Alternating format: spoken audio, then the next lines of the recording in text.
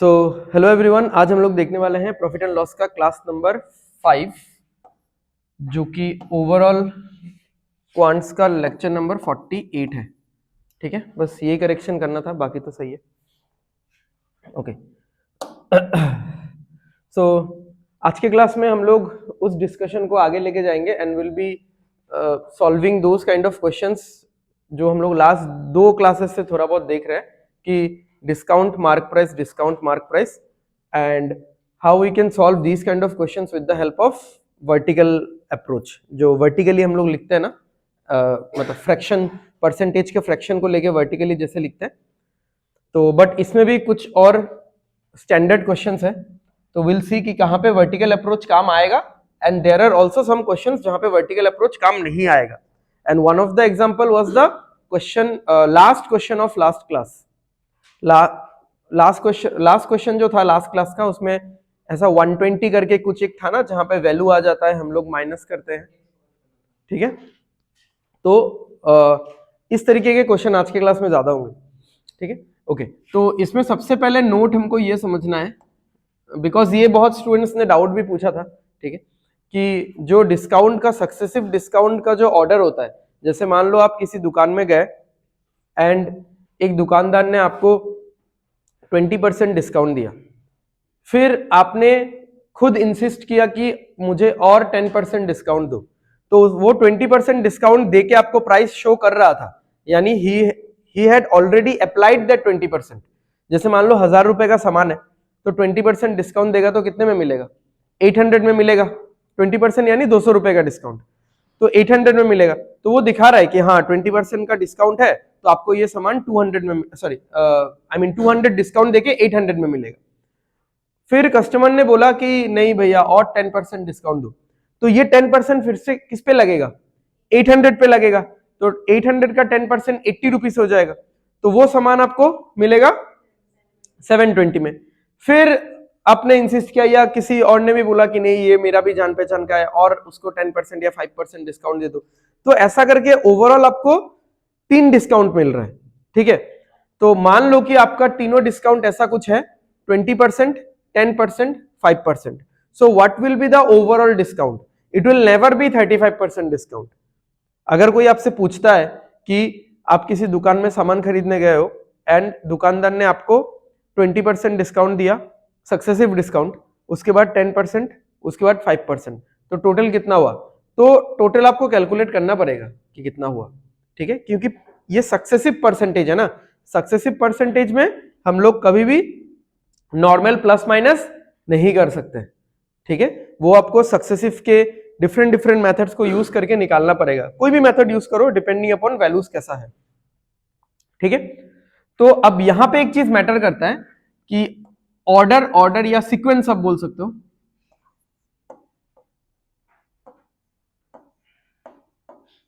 Sequence of successive percentage या successive discount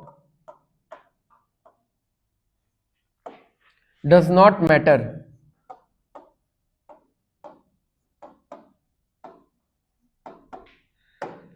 ठीक है, समझ में आ रहा है? ये मैटर नहीं करता। जैसे अगर दुकानदार मुझे पहले 5% देता, ठीक है, अगर दुकानदार मुझे पहले 5% देता एंड उसके बाद 20% देता, उसके बाद 10% देता, तो क्या वैल्यू अलग आता? नहीं, अल्टीमेट सेलिंग प्राइस सेम ही होता। या पहले वो 10% देता, फिर 5% देता और लास्ट में 20% देता, फिर तब भी सेलिंग प्राइस सेम ही आता। तो सक्सेसिव डिस्काउंट जो होता है उसका जो मतलब ऑर्डर होता है, सीक्वेंस होता है, वो सीक्वेंस मैटर नहीं करता है। ठीक है, ठीक है, चलो देखते हैं ये वाला question. A shopkeeper allowed a discount of ₹250 on a phone and then he allowed a second discount of 16.67%. The shopkeeper marked the phone ₹700 above the cost price and obtained a 25% discount. What was the selling price of the phone? चलो solve करो। CP लिखो, MP लिखो, फिर SP लिखो, heading डाल दो अपना। ठीक है, जो एक सीक्वेंस है वो तो पता ही है।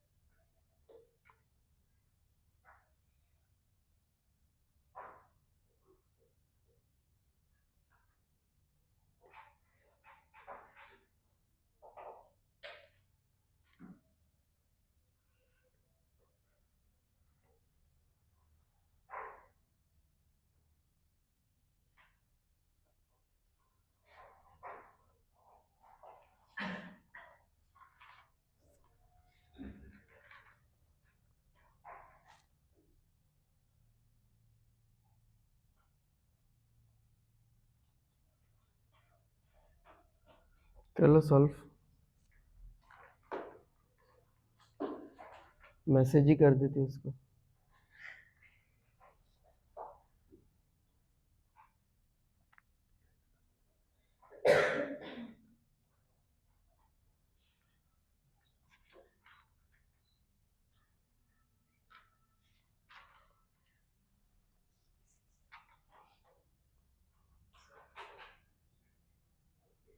बोलो, पूछो।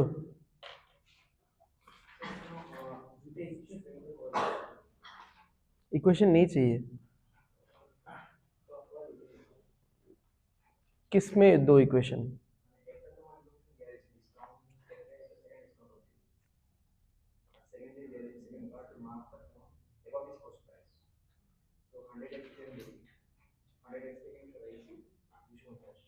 हंड्रेड एक्स क्या है? सीपी ले रहे हो, एसपी ले रहे हो, एमपी ले रहे हो? ठीक है, 100x एमपी है, उससे हटाया 250। तो वो हो गया 100x माइनस 250, 5/6 बचेगा। ठीक है, फिर ठीक है, मतलब चाहिए नहीं ऐसा वैसे, मतलब ज्यादा घूमना पड़ेगा। अच्छा, ये देखिए, ठीक।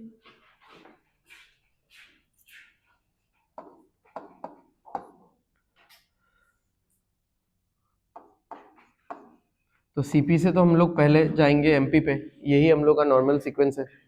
सीपी जो भी होगा उसको बढ़ा चढ़ा के हम लोग लिखेंगे एमपी, ठीक है। उसके बाद मैं थोड़ा दूर लिख रहा हूँ एसपी, थोड़ा दूर इसलिए लिख रहा हूँ क्योंकि 2 बार डिस्काउंट आएगा ना, 1 बार डिस्काउंट तो नहीं आएगा, 2 बार आएगा। अच्छा, तो ऐसे हम लोग ले सकते हैं, इसको 100 ले लिया, ठीक है, 100x ले लिया जैसे इसने किया, तो 100x प्लस 700 हो जाएगा, ऐसा कर सकते हैं। बट हमको जब ये प्रॉफिट परसेंट दिया ही हुआ है कि प्रॉफिट कितना है 25%, 25% कितना होता है प्लस 1/4, माने 4 টাকার উপরে 1 টাকার प्रॉफिट, ठीक है। ओके, तो यानी 4 रुपए अगर कॉस्ट प्राइस है तो 5 रुपए क्या होगा, सेलिंग प्राइस होगा। तो अगर मैं इसको 4x लेता हूं तो ये क्या हो जाएगा 5x, ऐसा।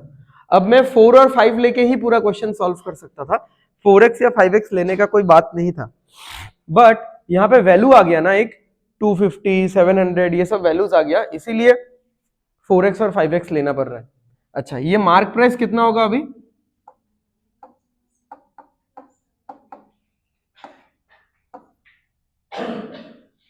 Four x plus 700। उसके बाद अभी बताओ कि डिस्काउंट कितना दिया है?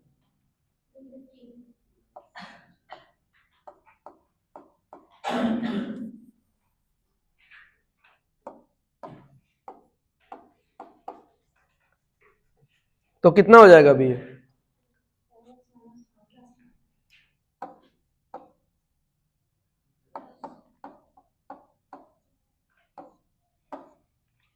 उसके बाद नेक्स्ट डिस्काउंट क्या है?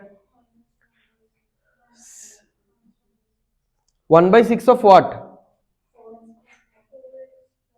4x plus 450। अब एक चीज समझो, हाँ, कि हम लोग का जो पहला डिस्काउंट है D1 है वो कितना है 250 रुपीज है, तो जो मार्क प्राइस था उस पर डिस्काउंट कितना लगा 250 रुपीज, तो 250 रुपीज हमने माइनस कर दिया, तो यहाँ पे कितना आ रहा है 4x प्लस 450। अब इस पे जो नेक्स्ट डिस्काउंट लगेगा, सपोज ये इतना टफ नहीं हो के ये सिंपल डिस्काउंट कितना होता 10%, तो मैं क्या करता इस वैल्यू का 10% माइनस कर देता। इस यही तो देखो, एक बार डिस्काउंट लगाया तो अभी ये वैल्यू है, उसके बाद नेक्स्ट डिस्काउंट लगेगा तो कितना होगा 10% है, तो ये जो 10% डिस्काउंट लगेगा तो 10% इससे हट जाएगा, माइनस हो जाएगा, तो फिर बचेगा कितना 5x। Now this will be my final price that I am gonna pay, ठीक है, ये सेलिंग प्राइस है जो मुझे देना है, राइट।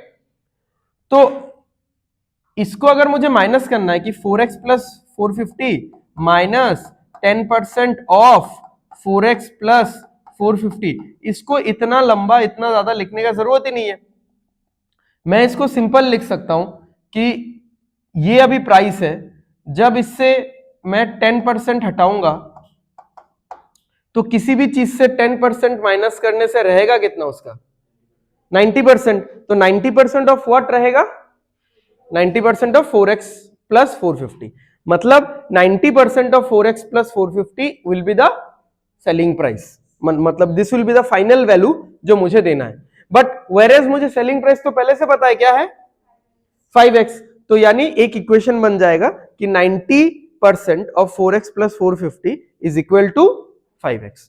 तो वो वाला इक्वेशन हमको सॉल्व करना पड़ेगा। ओके, बट अब बात है कि हमारे पास इतना आसान परसेंटेज है नहीं कि 10% तो मैंने माइनस कर दिया, आप लोगों ने माइनस कर दिया ऑलरेडी, 100 से 10% माइनस कर दिया तो कितना आया 90 आया। बट यहाँ पे 10% है ही नहीं, यहाँ पे 16.67% है। अब इसको 100 से माइनस करोगे तो कितना आएगा 83.33% आएगा। ठीक है, अब इसका फ्रैक्शन वैल्यू क्या है 1/6, तो इसका फ्रैक्शन वैल्यू है 5/6। ठीक है, तो अब ये वाला झोल आपको करना ही नहीं है कि 100 से ये माइनस करो फिर जो आएगा उसका फ्रैक्शन वैल्यू आपको याद रखना है या बताना है। सिंपल, आप बस ये वाला फ्रैक्शन वैल्यू ही देख लो, डिस्काउंट है इसलिए माइनस में लिख रहा हूं, माने 6 টাকার উপরে 1 টাকা डिस्काउंट, समझ में आ रहा है ना, -1/6 डिस्काउंट है, इसका मतलब क्या 6 रुपए पे 1 रुपए का डिस्काउंट है। तो अगर 6 रुपए पे 1 रुपए का डिस्काउंट दे रहा हूं मैं, तो बेच कितने में रहा हूं 5 रुपए में, मतलब 5/6 विल बी द पार्ट। ठीक है, तो 1/6 इज द डिस्काउंट। आप ऐसे सोचो इस चीज को, जेकुनो जिनिसের 6 ভাগের 1 ভাগটা डिस्काउंट, किसी भी चीज का 1/6 समझते हो ना। ठीक है, तो 1/6 is the discount and 5/6 will be the value जो रहेगा। डिस्काउंट मतलब क्या होता है, जो हम लोग छोड़ देते हैं अपने अपना हिस्सा। तो 1/6 हिस्सा मैंने किसी चीज का छोड़ दिया और 5/6 हिस्सा मेरे पास रख दिया, तो that will be the value जो मुझे मिलने वाला है कस्टमर से। तो अभी 10% में भी तो आप लोग ऐसा ही करते हैं ना कि 100 में से 10% चला गया तो बचा कितना 90%। तो 10% का फ्रैक्शन क्या होता है 1/10, तो 1/10 वैल्यू चला गया एंड 9/10 वैल्यू रह गया। ठीक है, तो 10 ভাগের 1 ভাগ ডিসকাউন্ট দিলাইছি, মানে 10 টাকার মধ্যে 1 টাকা ডিসকাউন্ট দিলাইছি আর 10 টাকার মধ্যে 9 টাকা রয়ে গেছে, 9 টাকা রয়ে গেছে এজ ইন 9 ভাগ রয়ে গেছে। ঠিক है, কয় ভাগের মধ্যে 9 ভাগ রয়ে গেছে 10 ভাগের মধ্যে। ठीक है, तो अब इस पे जब डिस्काउंट लगा -16.66% डिस्काउंट लगा, तो सेलिंग प्राइस कितना निकला, सेलिंग प्राइस होगा इसी का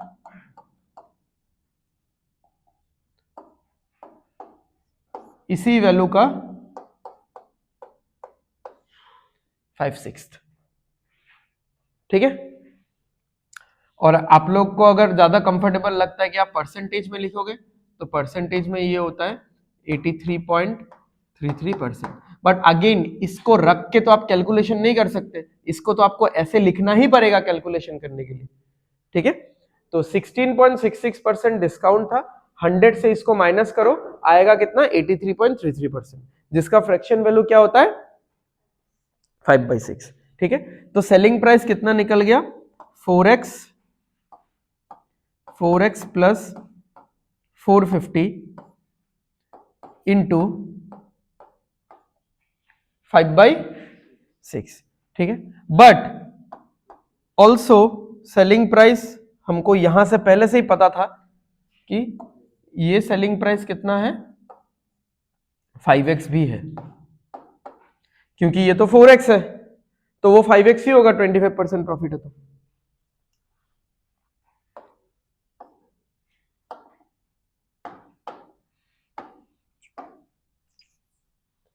तो कितना आ रहा है 4x plus 450 is equal to 6x,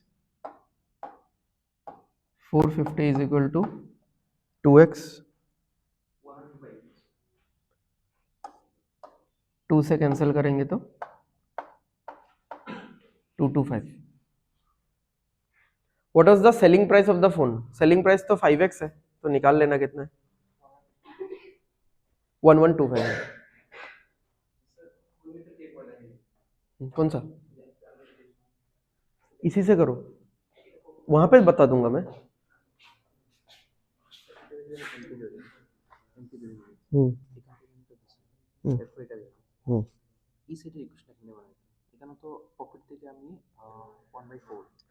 ये होगा, ये तो सेलिंग प्राइस होना है ना। सेलिंग प्राइस क्या होगा? सेलिंग प्राइस होगा कॉस्ट प्राइस का 5/4, और कॉस्ट प्राइस होगा 100x माइनस 700। बस हो गई।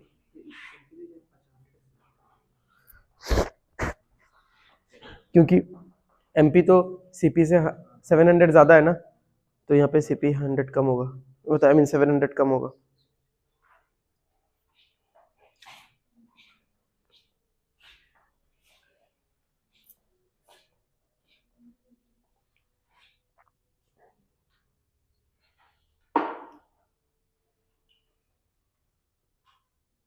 हो गया? लिख लिया? लिखो जल्दी, मतलब अगर लिखना है तो।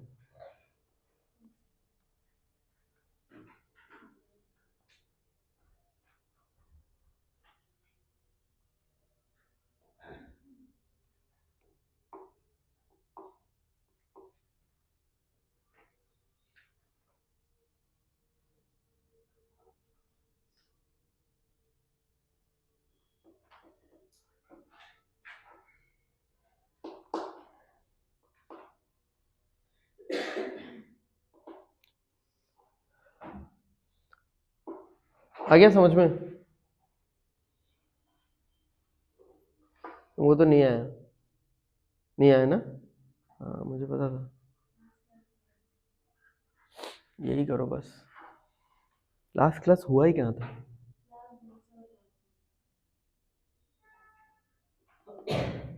मतलब इसका एक भी क्लास नहीं किया प्रॉफिट एंड लॉस का?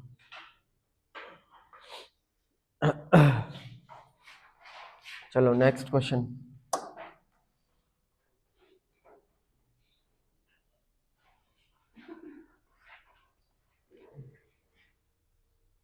A product is sold following 3 successive discounts of 10%, 20% and 5%. What is the effective discount on it?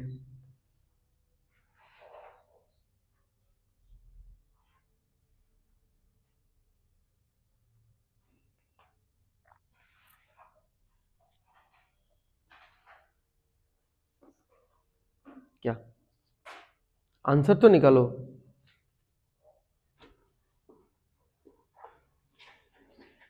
करो, 3 डिस्काउंट है तो कैसे करोगे? बताया तो था।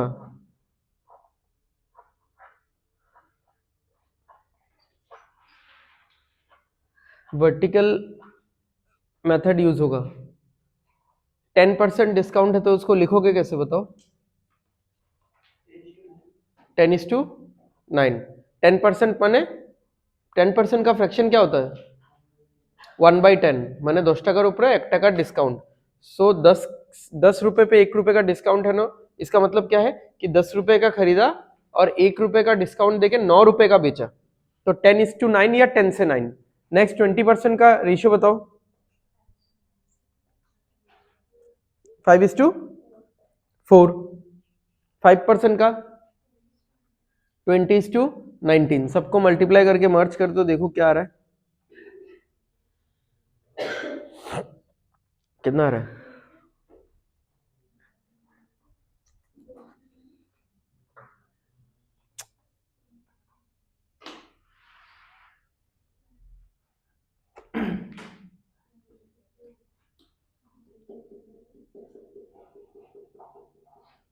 ठीक है, अभी मल्टीप्लाई करो।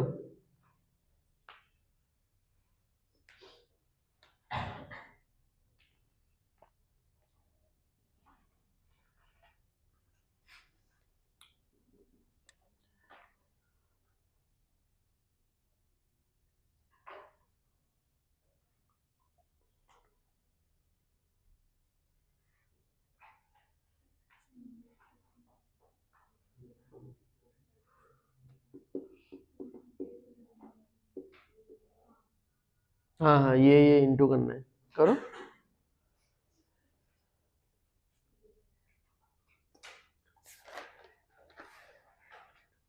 ये कैसे आया? उसके लिए तुमको 2 महीने पीछे जाना पड़ेगा।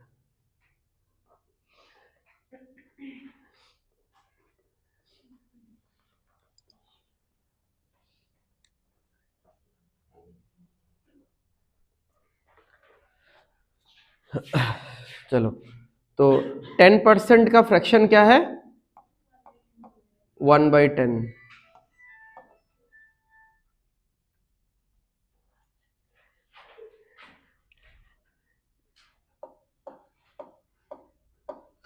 20% का फ्रैक्शन क्या है? 1/5। और 5% का फ्रैक्शन है 1/20। इन सब में माइनस माइनस लगा, माइनस क्यों लगा हुआ है? क्योंकि ये सारा किस चीज का परसेंटेज है?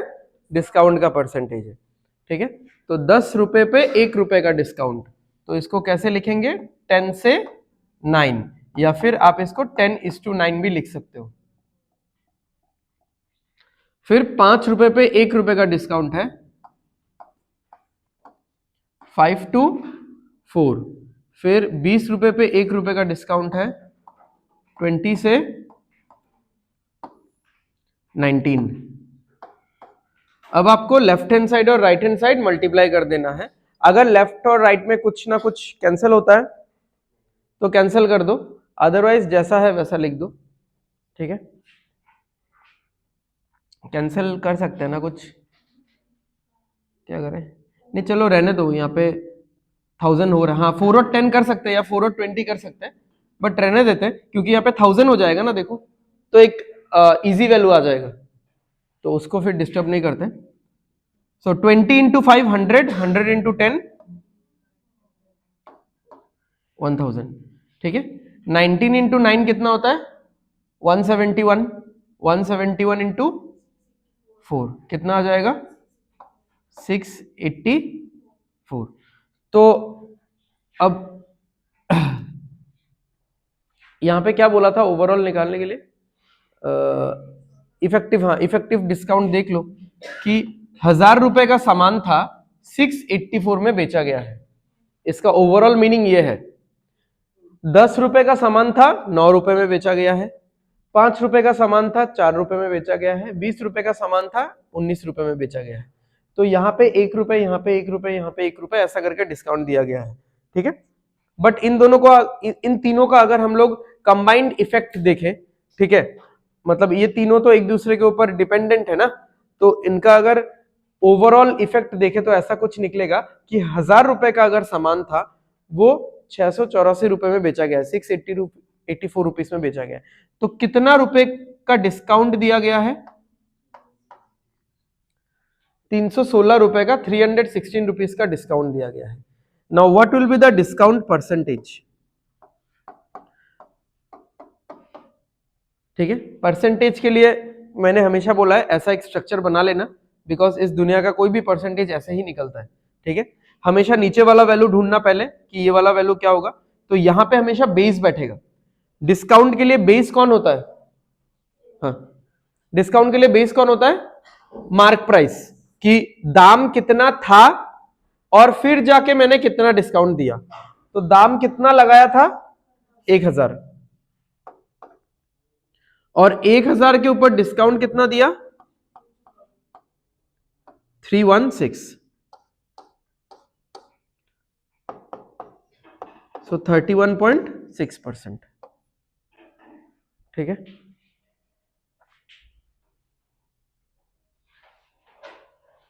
ये तो बहुत कॉमन टाइप का क्वेश्चन है, आजकल इतना नहीं देखा जाता ये सब क्वेश्चन।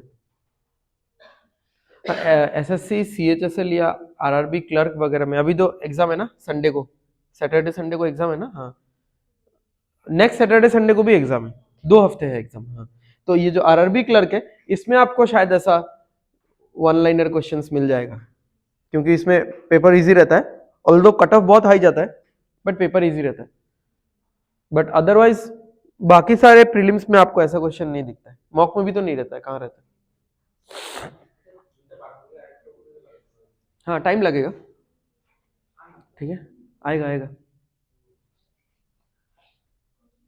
मतलब तब आपको उस फॉर्मूले से सॉल्व करना पड़ेगा, a plus B plus a into B by 100। हाँ, तो 2 को माइनस लेना पड़ेगा, बट लास्ट वाला टर्म प्लस होगा, माइनस माइनस प्लस हो जाएगा ना, -10 -20, तब तो वो प्लस हो जाएगा ना थर्ड वाला टर्म। -10 इंटू -20 क्या होगा, -2 इंटू -3 क्या होता है, -6 होता है। क्या होता है, बड़ा नंबर वाला जो बोल रहे हो वो तो एडिशन का बोल रहे हो तुम, इंटू में तो प्लस ही होता है भाई।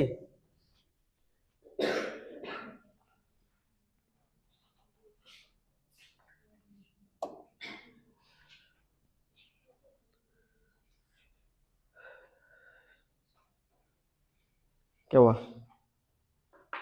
करो सॉल्व।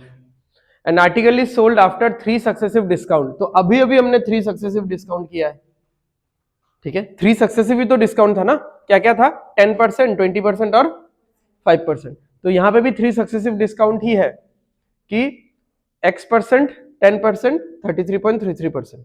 और इतना सब कुछ डिस्काउंट देने के बाद कितने में बेचा जा रहा है सामान, 8Y में।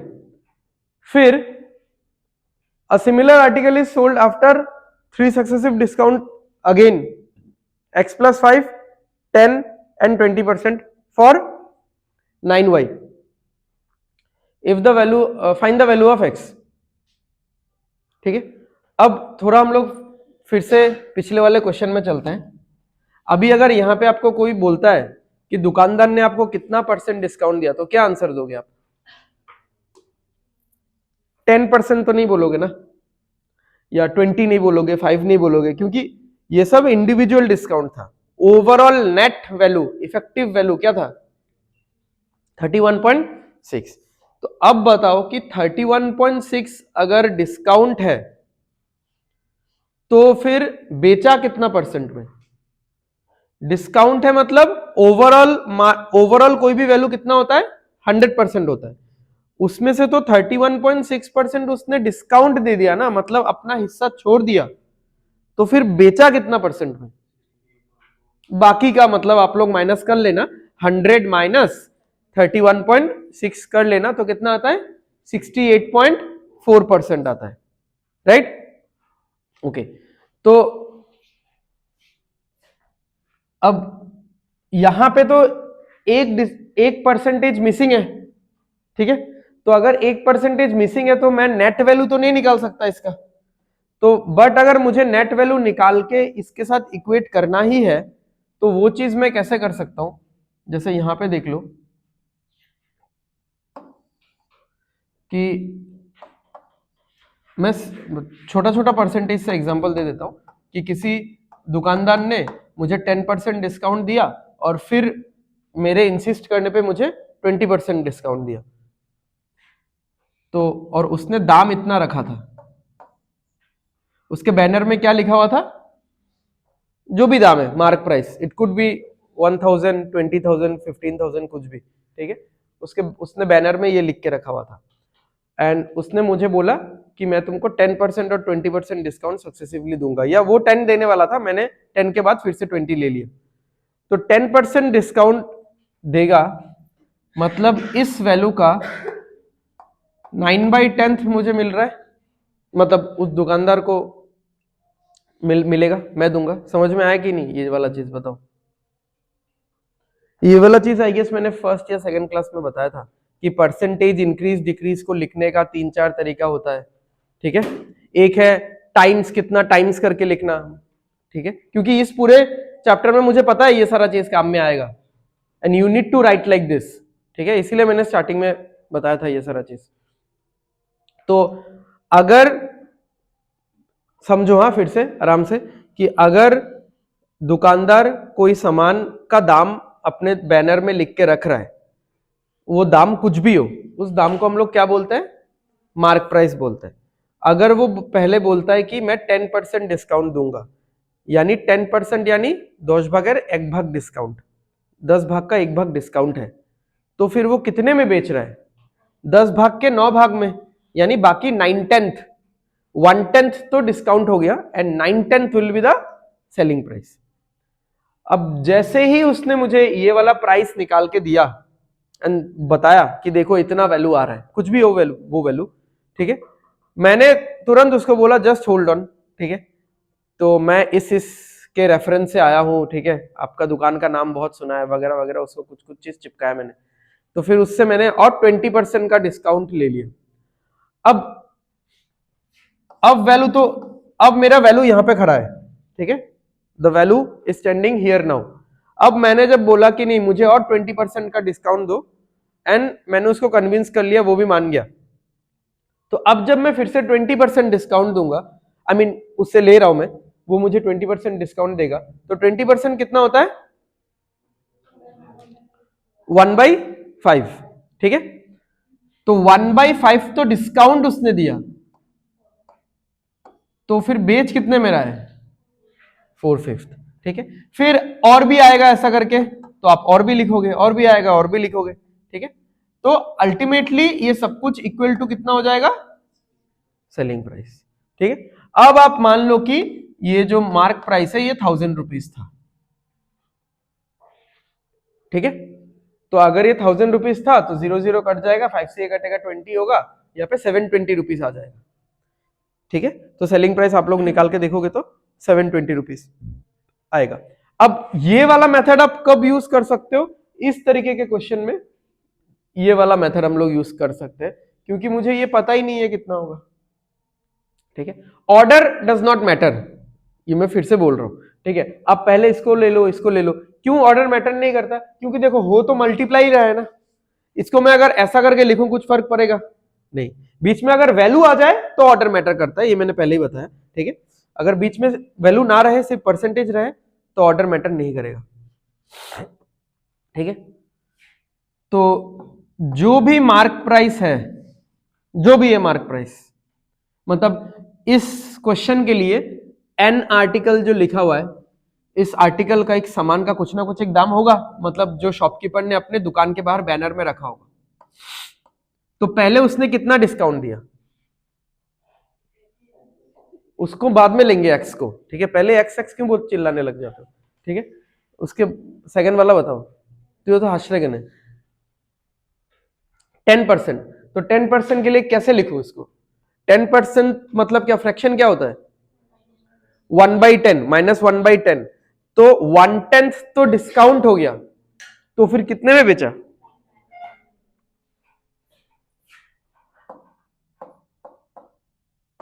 उसके बाद 33.33, इसका फ्रैक्शन कितना होता है? 1/11, 1/3, ठीक है, माइनस 1/3, मतलब 3 रुपए पे 1 रुपए का डिस्काउंट है, या फिर 1/3 इज द डिस्काउंट, तो या फिर बेच कितने में रहा है?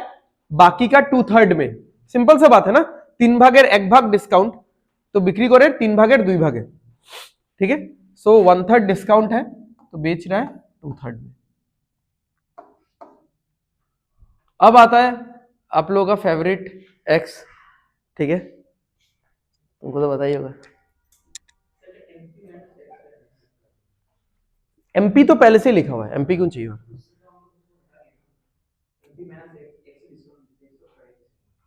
एमपी तो पहले ही लिख दिया ना, वो तो मल्टीप्लाई हो ही रहा है सबके साथ, इसको माइनस नहीं करना। अब बताओ इसको कैसे लिखेंगे, बताओ, जो लिखा है उसको फिर से देखो आप लोग, 10% को कैसे लिखा आप लोगों ने? 100 माइनस 10, ठीक है, तो 100 माइनस 10 करके कितना आता है?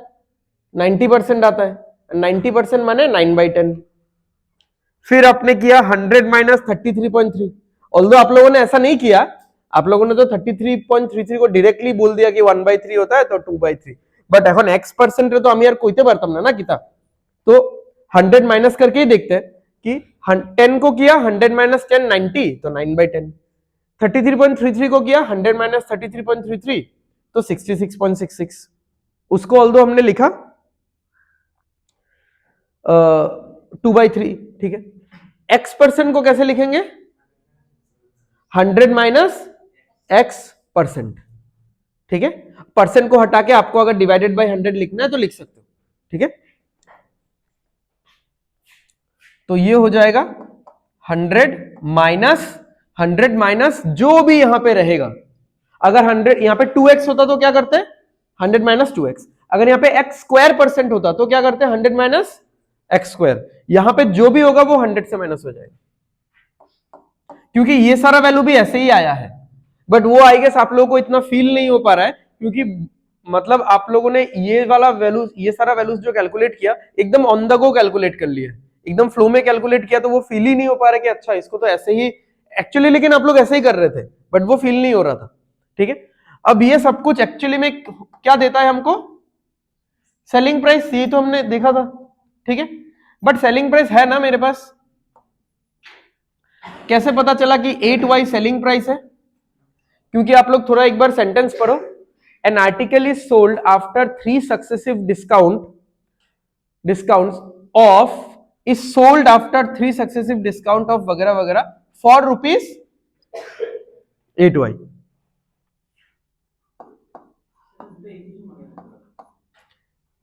नेक्स्ट क्वेश्चन, क्या क्या परसेंटेज है? x+5 तो बाद में लेंगे हम लोग, ठीक है। 10%, 20%, चलो ये वाला लिखो आप लोग।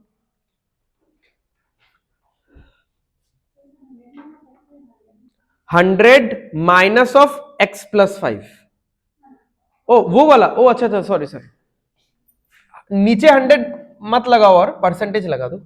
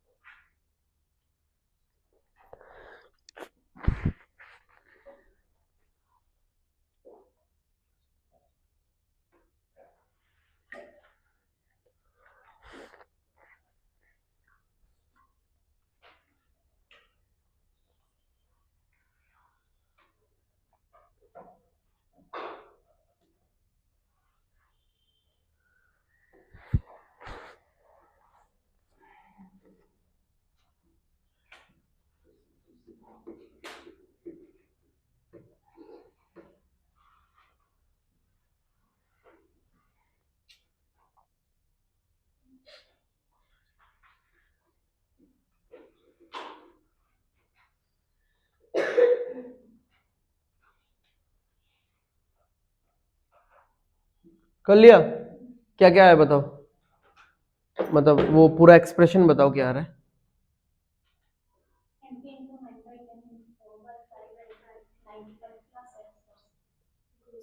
MP इंटू 9/10, ये आया सबका? MP इंटू 9/10, 9/10 किस लिए आया? क्योंकि 10% है।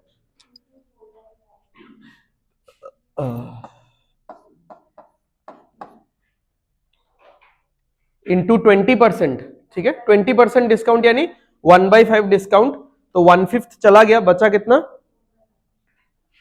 4/5। नेक्स्ट वाला बहुत ध्यान से लिखना है, मैंने बोला था 100 माइनस जो भी है वो माइनस हो जाएगा, तो यहां पे क्या है? तो 100 माइनस x+5, तो क्या होगा ये बताओ? 100 माइनस x प्लस माइनस है -5, तो क्या हो रहा है? 95 माइनस x%, ठीक है।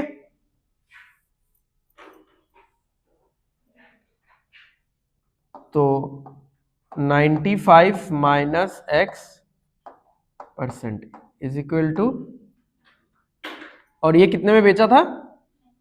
9y में, ठीक है। अब क्या करो? Equation number 1 divided by equation number 2।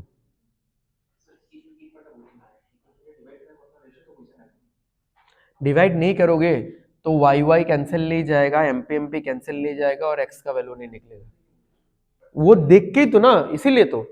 नहीं तो देखो, नहीं तो देखो, एक वेरिएबल, 2 वेरिएबल, 3 वेरिएबल, वेरिएबल कितना है? 3, इक्वेशन कितना है? सॉल्व होगा? नॉर्मल मैथमेटिक्स, ठीक है।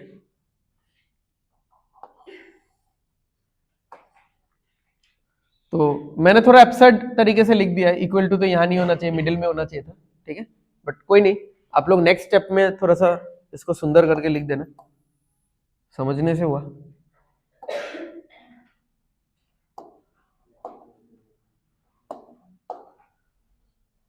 तो कैसे होगा देखो, क्या क्या कैंसिल जाएगा, ये वाला, ये वाला, फिर ये परसेंट परसेंट चला गया, y और y चला गया। अच्छा, ऐसा नंबर्स रहता है तो कैसे होता है पता है ना, ये तो है एकदम प्योर मिडिल लाइन, ठीक है, इस मिडिल लाइन के नीचे के भी जो नीचे वाला नंबर होता है वो चला जाता है ऊपर, और ये वाला नंबर आ जाता है नीचे, तो ये 5 ऊपर जाके किसके साथ मल्टीप्लाई हो जाएगा, 2 के साथ, तो ये हो जाएगा 5 इंटू 2 10, साथ में रहेगा 100 माइनस एक्स, ऊपर में यही रहेगा ना 100 माइनस एक्स, ये 5 गया 2 के साथ मल्टीप्लाई 10, और ये 3 4 के साथ मल्टीप्लाई होके कितना हो जाएगा 12, और इसके साथ कितना है 95 minus X is equal to कितना हो रहा है 8/9, तो इस 9 को इधर मल्टीप्लाई कर दो और इसको इधर मल्टीप्लाई कर दो, 9 इंटू 10 कितना आएगा 90, देख लो, हाँ 9 इंटू 10 90, 90 इंटू 100, 90 इंटू 100 900 मत बोल देना, ठीक है, 90 इंटू 100 9000 होगा ना। अच्छा, माइनस अगेन देख लो फिर से, 9 into 10 90, 90 into X minus 90 X is equal to 8 into 12 कितना हो जाएगा 96, 96 इंटू 95 करके देख लेना, 95 का स्क्वायर कितना होता है 9025, 9025 के साथ और एक 95 आ जाएगा, तो कितना हो जाएगा 1910, है ना,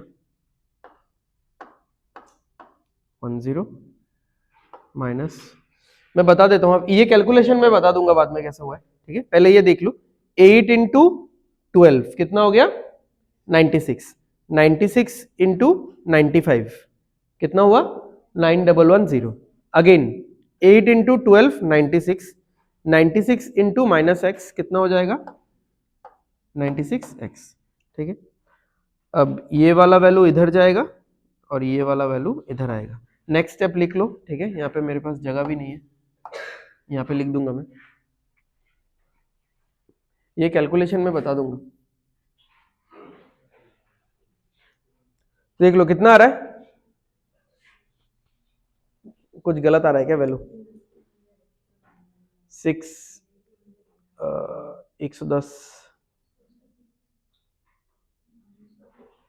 6 आ रहा है ना, और उधर 110, कटेगा नहीं, कटना तो चाहिए था,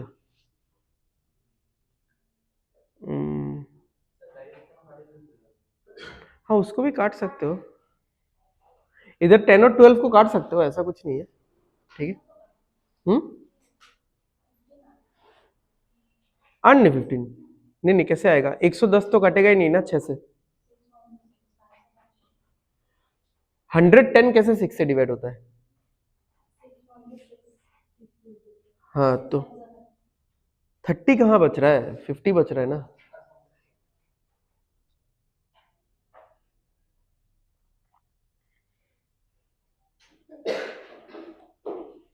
नाइन 9025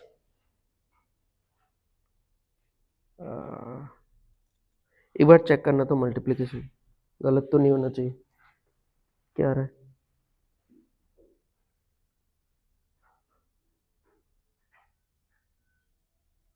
नहीं नहीं ये वाला चेक कर लो बस, ठीक है, ये तो बाकी तो ठीक है, ये वाला चेक कर लो,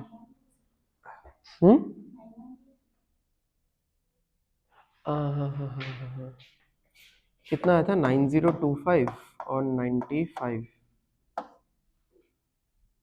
91 वो इधर से और एक कैरी 1 आएगा ना 9120 आएगा उसी के लिए। ठीक है तब तो हो ही गया। और 6x इज इक्वल टू 120 6 से कटेगा तो कितना होगा 20। ठीक है अच्छा ये कैलकुलेशन मैं बता देता हूँ कैसे हुआ, एकदम सिंपल है। मतलब हम लोगों को क्या करना था देखो, हाँ 95 इंटू 96 करना था ना, हम लोगों को 95 इंटू 96 करना था। तो मैंने इस 96 को ऐसा सोच लिया, सोच सकते हैं इसको ऐसा, 96 को मैं 95 प्लस 1 मान सकता हूं। अब ये देखने में कैसा लगेगा अगर मैं ओपन करूंगा तो 95 इंटू 95 क्या होगा 95 स्क्वायर प्लस प्लस में क्या होगा 95 स्क्वायर मुझे आता है 9025 क्योंकि जिन नंबर्स के लास्ट में 5 होता है उनका स्क्वायर निकालना बहुत इजी है। ठीक है तो एन साथ में 95। ठीक है तो 96 इंटू 95 इज सिंपली 9025 प्लस 95। ठीक है तो वो आ जाएगा 9120। ठीक है ऐड करने में गलती हो गया था, तो x का वैल्यू इज 20।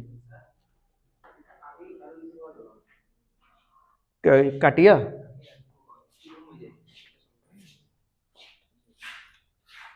है 10 और 12 है वो दोनों कैंसिल कर सकते, कैंसिल होता बहुत सारा कैंसिल होता है। ठीक है मैंने यहाँ पे ध्यान भी नहीं दिया, जैसे ये 10 और 12 कैंसिल होता, ये 12 और ये 9 कैंसिल होता इधर। ठीक है और छोटा छोटा नंबर आ जाता मतलब कैंसिल करके।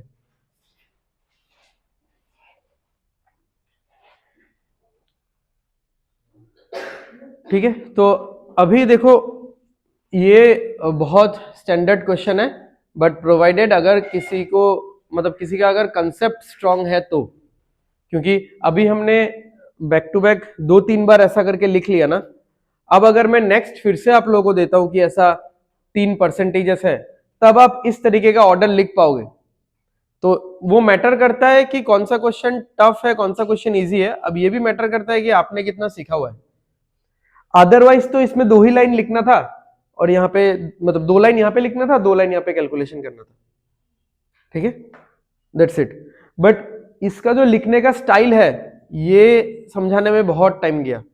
ठीक है और ये आप लोगों को भी समझने में थोड़ा सा कंज्यूम होने में टाइम लगेगा अभी, बिकॉज इन सबका बैकग्राउंड कहाँ से आता है, इन सबका बैकग्राउंड वही परसेंटेज से आता है कि परसेंटेज को आप कितने तरीकों से लिख सकते हो, कितने तरीकों से सक्सेसिव परसेंटेज का कैलकुलेशन कर सकते हो।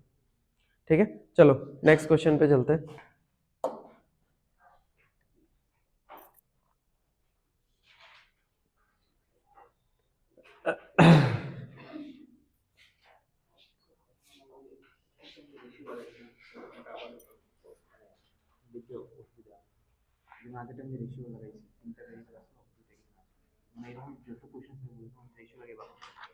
जिसमें वर्टिकल मेथड में कैलकुलेशन हो जाएगा उसमें रेशियो लगाओ, जिसमें वर्टिकल मेथड में कैलकुलेशन नहीं होगा उसमें तो फिर कुछ ना कुछ इक्वेशन या कुछ ना कुछ तो सोचना पड़ेगा ना। ठीक है अभी तो you are not even capable of doing I mean deciding all these things. After the class gets over, you need to solve 200 questions. After the class. अभी तो क्लास खत्म नहीं हुआ।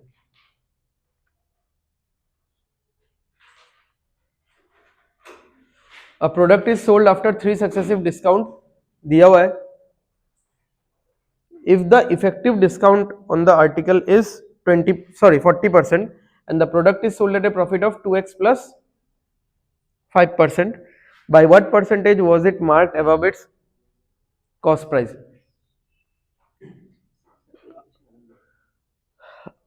क्यों नहीं? तो अभी एक चीज देखो कि लास्ट क्वेश्चन को हमने जिस तरीके से किया, क्योंकि वहां पे तो सेलिंग प्राइस लिखा हुआ था ना, तो हमने मार्क प्राइस पे डिस्काउंट लगाते गए, अल्टीमेटली इक्वल टू क्या हो गया, वो सेलिंग प्राइस हो गया।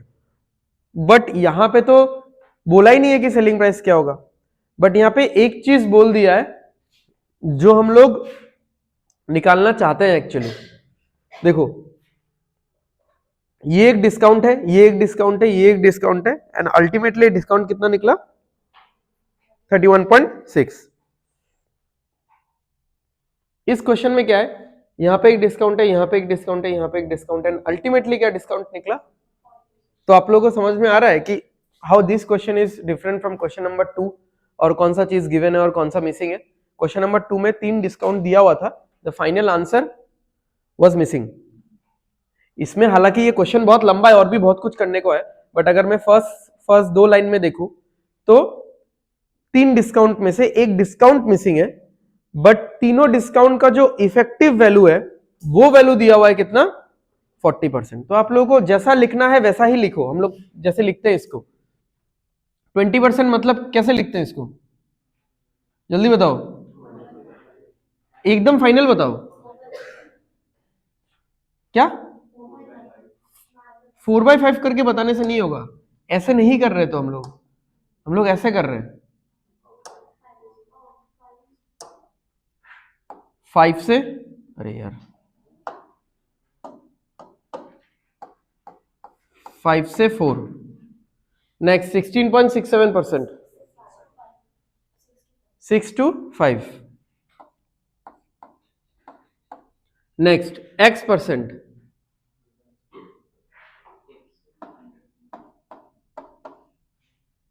कुछ तो आएगा ना इसका फ्रैक्शन। अगर हर परसेंटेज का फ्रैक्शन आता है तो इस परसेंटेज का भी कुछ ना कुछ फ्रैक्शन आएगा। मान लो 2/7 आया, 2/9 आया, 3/11 आया, 3/5 आया, कुछ तो फ्रैक्शन आएगा। उस फ्रैक्शन को मैं माइनस माइनस करके कुछ तो लिखूंगा ना a to b, तो वो कुछ तो लिखना है, तो मैंने लिख दिया वो, ठीक है, वो क्या चीज है। नेक्स्ट, अब इन सबको मल्टीप्लाई करेंगे, ठीक है,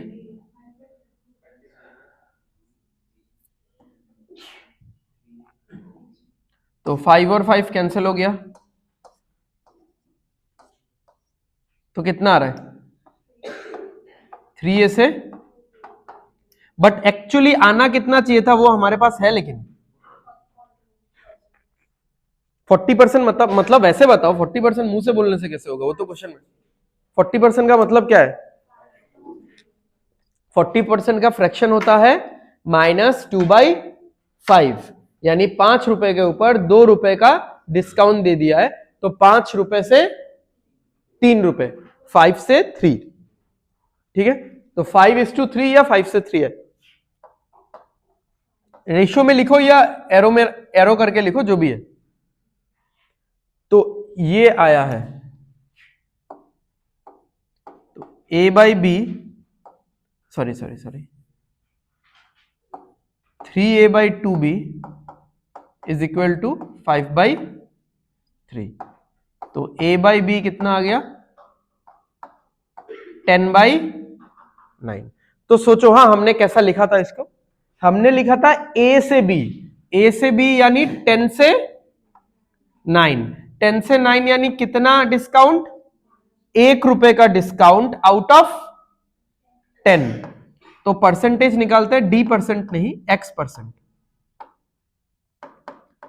1 रुपए का डिस्काउंट आउट ऑफ 10 इंटू 100 छोड़ो, ठीक है, ये सब बच्चों का काम है, तो कितना आएगा 1/10 मतलब क्या होता है 10%, तो यहां पे x का वैल्यू क्या आया 10% हो गया।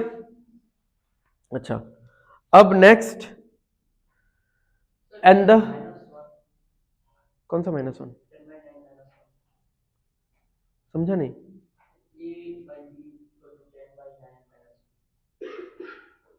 10/,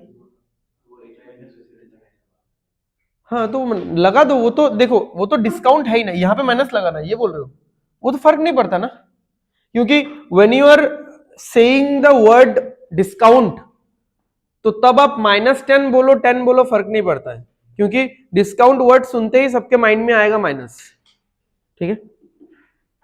अच्छा, next, the product is sold at 2x + 5% profit, तो 2x + 5% मतलब कितना है, x का वैल्यू निकल गया ना 10, तो प्रॉफिट कितना है 25, ठीक है। तो ये वाला वैल्यू निकला कितना 25%, ठीक है। अच्छा, by what percent was it marked above its cost price. बोला है कि जो आर्टिकल है उसको तो हमने मार्किंग किया ना, तो कॉस्ट प्राइस से कितना ज्यादा हमने मार्किंग किया है, यानी कॉस्ट प्राइस और मार्क प्राइस का एक कोरिलेशन पूछा है। तो कॉस्ट प्राइस और मार्क प्राइस का अगर कोरिलेशन पूछा है, we have this formula, I guess ये हमने 3rd क्लास में पढ़ा हुआ था।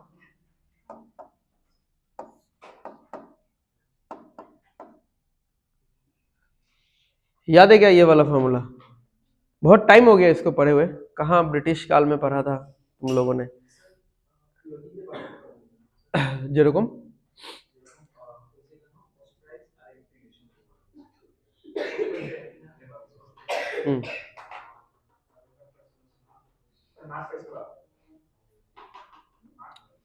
कॉस्ट प्राइस और मार्क प्राइस का रिलेशन पूछा है, मार्क प्राइस निकालने नहीं पूछा है।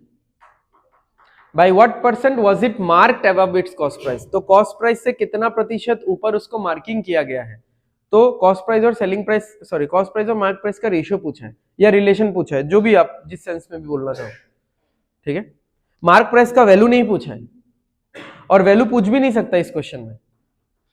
चलो उसने ये मतलब ये डाउट या जो भी है, ये एक चीज पूछ लिया तो सही हो गया।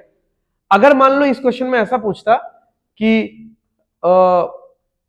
What is the value of, find the value of the mark price, या फिर find the value of the cost price, या फिर find the difference between the mark price and the cost price, तो इस क्वेश्चन में किसी भी तरीके का वैल्यू नहीं निकलेगा। क्यों नहीं निकलेगा बताओ? क्योंकि पूरे क्वेश्चन में कोई भी वैल्यू नहीं है। तो थोड़ा मतलब अपना आंख कान खुला रख के अटेम्प्ट करना, क्योंकि आप लोग अभी नया नया सीख रहे हो ना, तो कोई चीज सीख जाओगे तो होता क्या है ना, एक्चुअली सीखने के बाद एक स्टूडेंट के माइंड में ऐसा रहता है कि এখন তো আমি জিনিসটা জানি, এখন তো কোনো কোশ্চেন আই গেলে এটার মধ্যে অ্যাপ্লাই করব, খালি এই জিনিসটা এই লজিকটা অ্যাপ্লাই করব and then I will crack this question. तो आपको जैसे ही मिला आपने पूरा सब कुछ किया, ये सब किया, वो सब निकाला, सब कुछ निकाला, ठीक है, एकदम लास्ट में पहुंचे, लास्ट लाइन पढ़ के आप देख रहे हो कि अरे मुझे तो वैल्यू निकालने दिया था, तो यहाँ पे सीधा आंसर क्या हो जाता, नन ऑफ दिस हो जाता, निकलेगा ही नहीं, सॉल्व ही नहीं होगा, ठीक है। तो इसीलिए हमेशा एक बार मतलब एक रीडिंग तो मार देना क्वेश्चन को जल्दी जल्दी, ठीक है। तो चलो अभी वैल्यू बैठा, तो डिस्काउंट कितना है, डिस्काउंट कितना है इस क्वेश्चन में 40% है। कोई भी 10, 20, 16.67% मत बताना, ये सब तो सक्सेसिव डिस्काउंट है। ओवरऑल डिस्काउंट कितना आया, ओवरऑल बोले तो इफेक्टिव डिस्काउंट, ये सब वर्ड सुन लो, ये सब वर्ड तो रहेगा ही, इफेक्टिव, ओवरऑल, नेट, ठीक है।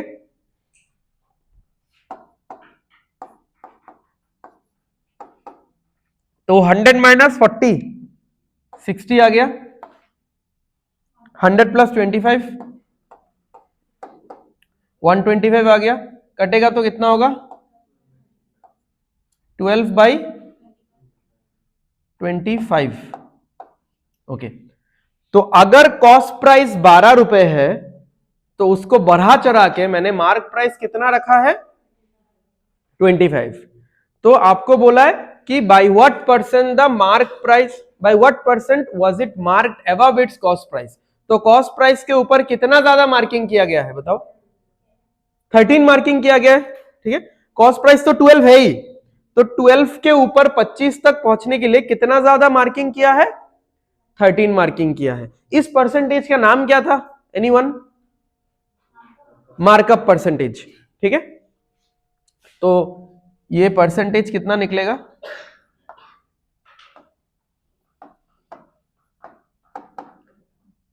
13 बढ़ा चढ़ा के रखा हुआ है, या 13 ज्यादा करके रखा हुआ है, आउट ऑफ 12 इंटू 100, ये सब तो मतलब ऐसे ही बेकार है। 13/12 इसका फ्रैक्शन, आई मीन परसेंटेज,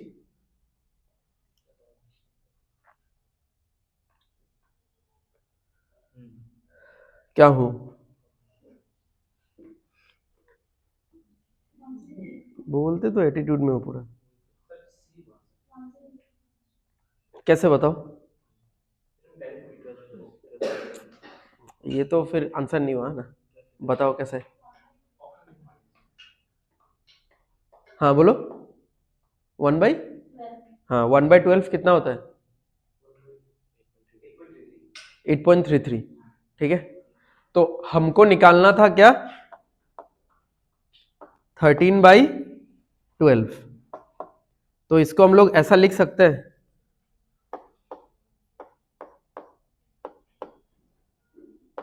12 + 1/12। इसको ऐसा लिखा जा सकता है, बताओ? ऐसा लिखा जा सकता है इसको? अच्छा, 12/12 कितना हो जाएगा? 1 प्लस 1/12, तो 1/12 है। 1 मतलब कितना परसेंट होता है? 100% होता है। और 1/12 मतलब कितना परसेंट होता है? 8.33%। तो दोनों मिला के कितना हो जाएगा? 108.33%। ठीक है भाई, ये सब चीज तो नहीं आएगा तो कैसे होगा? हर चीज चाहिए यार, हर चीज। कोई भी चीज आप ऐसा नहीं सोच सकते कि ये तो दिस इज लेस, माने लेस इंपॉर्टेंट, तो इसको छोड़ देते हैं, ऐसा नहीं हो सकता। हर चीज चाहिए होगा आपको। क्वेश्चन शुरू करने के लिए फ्रैक्शन वैल्यू चाहिए, क्वेश्चन एंड करने के लिए परसेंटेज का फ्रैक्शन वैल्यू चाहिए, ठीक है। और मिडिल में जो मेथड्स है वो सब तो चाहिए। मेथड्स नहीं रहेगा तो सिर्फ फ्रैक्शन वैल्यू जान के फायदा नहीं है। और मेथड्स आपको पता है और फ्रैक्शन वैल्यू नहीं पता, तब तो और भी नुकसान है। यू विल बी लाइक, তাহলে তো আমি প্রফিট এন্ড লস চ্যাপ্টারটা বুঝলামই কেন আর পড়লামই কেন অত কষ্ট করিয়া, লাস্টের আনসার বাইর করতে আমার 1 মিনিট লাগে যার বা 45 সেকেন্ডস লাগে যার, माने कैंसिल करके कैलकुलेशन करने में, बट बाकी मैंने पूरा क्वेश्चन कर लिया था 1 मिनट में, क्योंकि मुझे लॉजिक पता था कि कैसे करना है।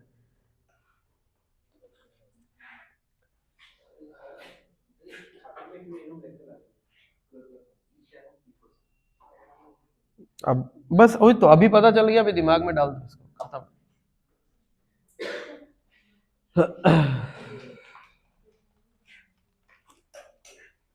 Ashok keeper salt box.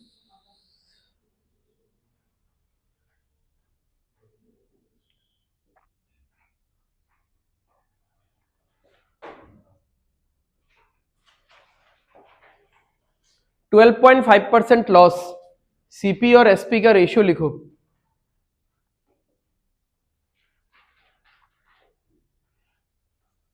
12.5% मतलब कितना fraction? 1/8। See this is your first chapter of arithmetic, क्योंकि उससे पहले जो हुआ है, मतलब उससे पहले वही सब हुआ है ना तुम लोग का, simplification, approximation, percentage, ratio, proportion, ठीक है। तो वो सब एक्चुअली मैं मतलब क्वांटिटेटिव एप्टीट्यूड का स्टार्टर है। मेन कोर्स यहाँ से शुरू होता है, मतलब इस चैप्टर से, नॉट ओनली इस चैप्टर से, मतलब time and work, time spent, distance, simple interest, compound interest, सुना है ना ये सब नाम, तो ये सब आएगा अभी, एक एक करके पूरा चैप्टर होता रहेगा। तो I was about to start with a different topic, but then सोचा नहीं, चलो इसी से शुरू करते हैं। तो हर एक क्वेश्चन में यूल बी लाइक कि अरे इसका तो फ्रैक्शन वैल्यू नहीं पता, सीखना चाहिए था, इसका फ्रैक्शन वैल्यू नहीं पता, सीखना चाहिए था, बिकॉज हर क्वेश्चन में रहेगा। तो रेशियो लिखो सेलिंग प्राइस कॉस्ट प्राइस का, 8:7, ठीक है। कैसे बताओ? हाँ, तो 12.5% लॉस है, 12.5% का फ्रैक्शन वैल्यू क्या है? 1/8, ठीक है, यानी -1/8। तो 8 रुपए के ऊपर 1 रुपए का लॉस है। तो कॉस्ट प्राइस और सेलिंग प्राइस का रेशियो क्या हो गया कि 8 पे खरीदा और 1 रुपए के लॉस पे बेचा,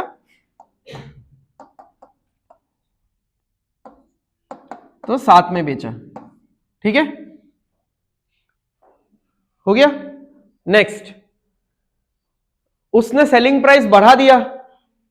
अब सेलिंग प्राइस अगर उसने बढ़ाया, बढ़ा के कितना किया? सेलिंग प्राइस, सेलिंग प्राइस बढ़ा के कितना हो गया? किसका बाबा? कार।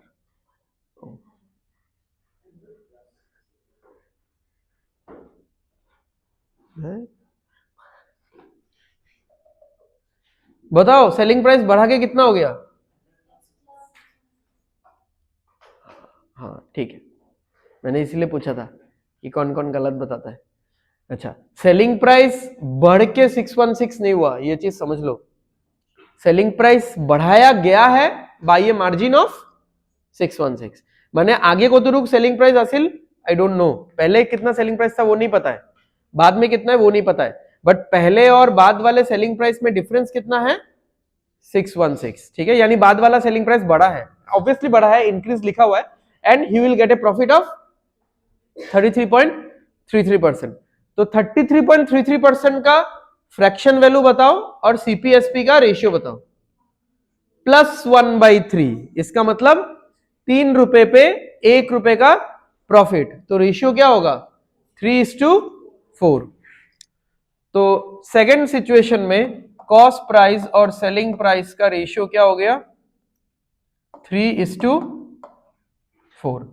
बट क्या आपको लग रहा है यहां पे कि सेलिंग प्राइस इंक्रीज हुआ है?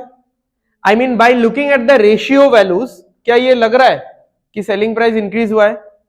उल्टा ये लग रहा है कि सेलिंग प्राइस तो कम हो गया है, क्योंकि पहले था 7 और अभी है 4। अब ये लगेगा, क्यों लगेगा पता है? क्योंकि ये दोनों रेशियो बैलेंस्ड नहीं है, इन दोनों रेशियो को बैलेंस होना चाहिए था, ठीक है। और मैंने भी थोड़ा सा गलत करके लिखा हुआ है, एक्चुअली ये सेलिंग प्राइस 1 ये सेलिंग प्राइस 2 है, क्योंकि the selling price is changing, so selling price old and new होना चाहिए। बट कॉस्ट प्राइस चेंज हो रहा है क्या? नहीं हो रहा है, बिकॉज आप तो सामान खरीद के ऑलरेडी ला चुके हो ना, वो एक पास्ट इवेंट हो चुका है, तो कॉस्ट प्राइस तो फिक्स होना चाहिए था। तो कॉस्ट प्राइस फिक्स दिख रहा है क्या यहाँ पे? नहीं दिख रहा है, तो we need to balance the ratios, ठीक है। तो रेशियो को बैलेंस करना तो रेशियो में सीखा ही होगा ना आप लोगों ने, कि मतलब रेशियो को मल्टीप्लाई कैसे करते हैं, ठीक है। तो यहां पे तो ये 8 है और यहां पे ये कितना है 3 है, तो 8 को 3 नहीं बना सकते, 3 को 8 नहीं बना सकते, बट दोनों के टेबल में एक कॉमन नंबर मिलेगा, दैट विल बी व्हाट?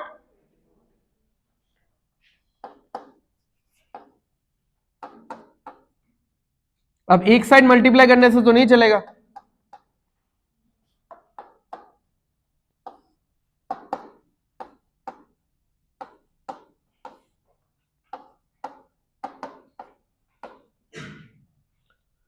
अब देखो सेलिंग प्राइस कितना बढ़ा है। पहले सेलिंग प्राइस कितना था? पहले सेलिंग प्राइस कितना दिख रहा है 7 21। अभी सेलिंग प्राइस कितना दिख रहा है 32। तो what is the increase? 11 is the increase, but actually what is the increase 616। So 11 is equivalent to 616। 11 unit का वैल्यू 616 है, तो 1 यूनिट का वैल्यू निकालो और जो बोला है उसके साथ मल्टीप्लाई कर दो।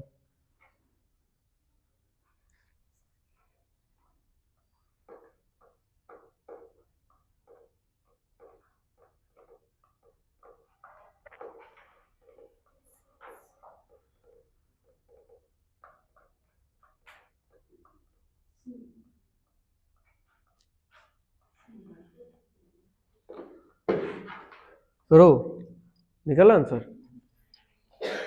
तो old selling price was 21 units, new selling price is 32 units. तो सेलिंग प्राइस कितना इंक्रीज हुआ है 11 यूनिट्स इंक्रीज हुआ है, बट एक्चुअली कितना इंक्रीज हुआ है? तो 11 यूनिट्स इज इक्विवेलेंट टू 616, तो 1 यूनिट इज इक्विवेलेंट टू 56। अभी पूछा है what is the cost price, तो कॉस्ट प्राइस कितना यूनिट्स है 24। तो ऐसा ऐसा है कि एक चॉकलेट का दाम कितना है 56 रुपीज, तो 24 चॉकलेट्स का दाम कितना होगा 24 इंटू 56 कितना आ रहा है 1344।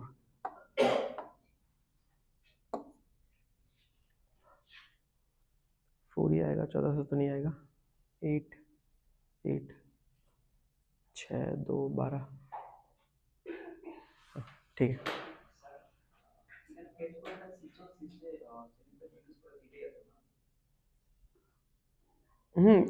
इस क्वेश्चन में तो कैच पॉइंट कुछ था ही नहीं हो, मतलब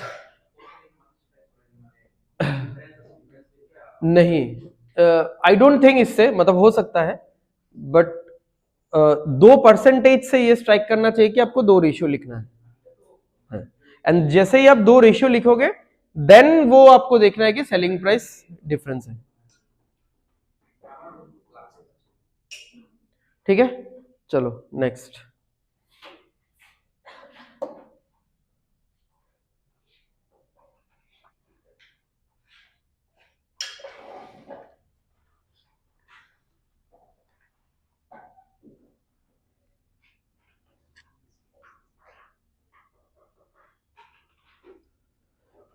A shopkeeper sells an article 20% above its cost price.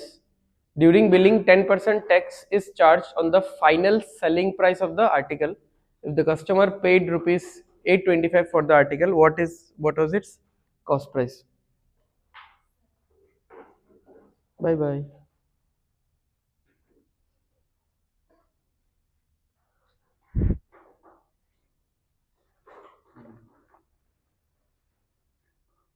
हाँ, ये इंक्रीज होगा। बिलिंग के टाइम टैक्स तो एक्स्ट्रा लगेगा ना, वो माइनस क्यों होगा? तो कोई भी सामान मान लो 100 रुपए का था, ठीक है, कितना परसेंट प्रॉफिट में बेचा? प्रॉफिट वर्ड ये उन्होंने यूज नहीं किया यहाँ पे। हाँ, a shopkeeper sells an article 20% above its cost price, ठीक है, वही मतलब प्रॉफिट ही है, मतलब एक तरीके से कि अगर मैंने 100 का खरीदा तो मैं उसको 20% ऊपर मार्जिन में बेचूंगा, यानी मैं कितने रुपए में बेचूंगा उसको? 120 में बेचूंगा। ठीक है, तो आप गए दुकान में जाके देखा कि उस सामान पे 120 टैग लिखा हुआ है, मतलब उस दुकानदार ने 120 का टैग मारा ही हुआ है उसमें, क्योंकि ही वॉज प्री डिटरमाइंड कि मुझे 20% का मार्जिन चाहिए। ठीक है, अच्छा, अब सामान लेके जैसे ही आप बिलिंग काउंटर में गए, बिलिंग काउंटर में उन्होंने जब वो कुछ स्कैन करते हैं ना इंफ्रारेड वगैरह से, स्कैन करते टाइम वहां पे 132 दिखा रहा है, तो आपने पूछा कि क्यों, इसका दाम तो 120 होना चाहिए या 120 लिखा हुआ है। उन्होंने बोला कि नहीं, 10% टैक्स इसमें एडेड नहीं है। यूजुअली क्या होता है, हम लोग कपड़े के दुकान में जाते हैं तो जो प्रिंटेड प्राइस होता है उसी में हम लोग लेके आते हैं, क्योंकि उसमें टैक्स वगैरह ऐड किया हुआ होता है, बट इट कुड हैपन कि टैक्स उसमें एडेड नहीं है। तो वही बोला है कि during billing 10% tax is charge on the final selling price of the article. तो फाइनल सेलिंग प्राइस तो यही है, इसी के ऊपर 10% टैक्स भी चार्ज किया गया, ये बिलिंग के वक्त है। तो 120 का 10% कितना होता है भाई? 12 होता है, 10% बताया था, ठीक है, एक डिजिट बस आपको हटा देना है, ठीक है, या फिर डेसिमल लगा देना, तो 12 होगा। तो 12 ज्यादा आएगा तो 132 उस कस्टमर को बिलिंग के वक्त बताया गया कि आपको 132 पे करना है, ठीक है। तो बट एक्चुअली वो कस्टमर कितना पे कर रहा है? तो 132 इज इक्विवेलेंट टू 825 रुपीज। तो 11 से काटो तो 12 आएगा, 11 से काटो तो 75 आएगा, 3 से काटो तो 4 आएगा, 3 से काटो तो 25 आएगा। तो 4 यूनिट का वैल्यू कितना हो गया? 4 यूनिट्स का वैल्यू 25 रुपीज। मुझे चाहिए what is the cost price. Cost price कितना है? 100। तो इधर 25 से मल्टीप्लाई कर दो, इधर भी 25 से मल्टीप्लाई कर दो। तो इधर 25 से मल्टीप्लाई करोगे तो क्या आ रहा है देखो, 100 यूनिट्स का वैल्यू आ जाएगा 625। ठीक है, हाँ कर सकते हो फ्रैक्शन में, कर सकते हो फ्रैक्शन में, कोई प्रॉब्लम नहीं है। हाँ बोल सकते हो। एक्चुअली वो मीन नहीं कर रहा है यहाँ पे, बट जेभावे सेंटेंसটা কোয়া হইছে कि 20% above its cost price, I guess वो देख के बोला ना तुमने, हाँ, क्योंकि वो एमपी के लिए यूज होता है वो टर्म।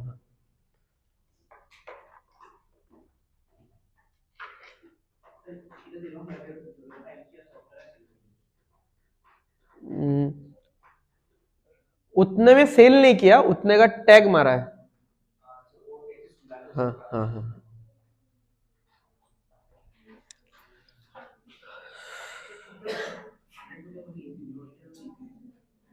डिपेंड करता है परसेंटेज कैसा है, अगर 20, 25, 15 ऐसा परसेंटेज है।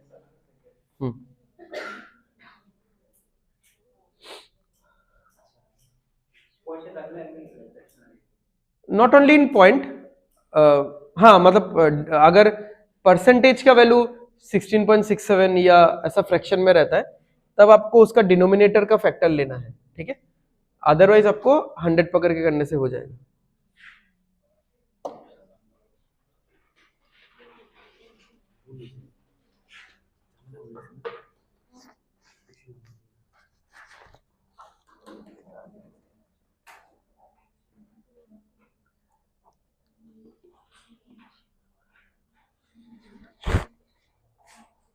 क्या लिखा है?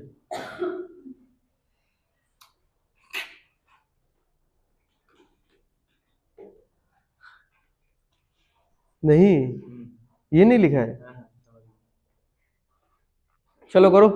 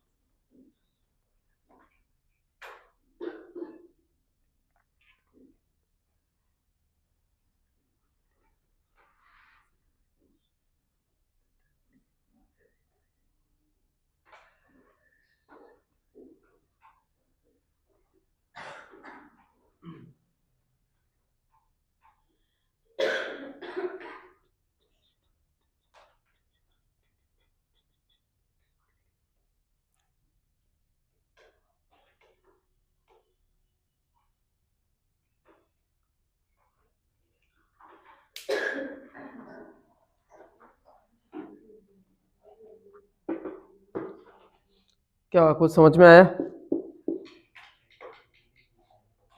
बेगलू है कि ना बहुत?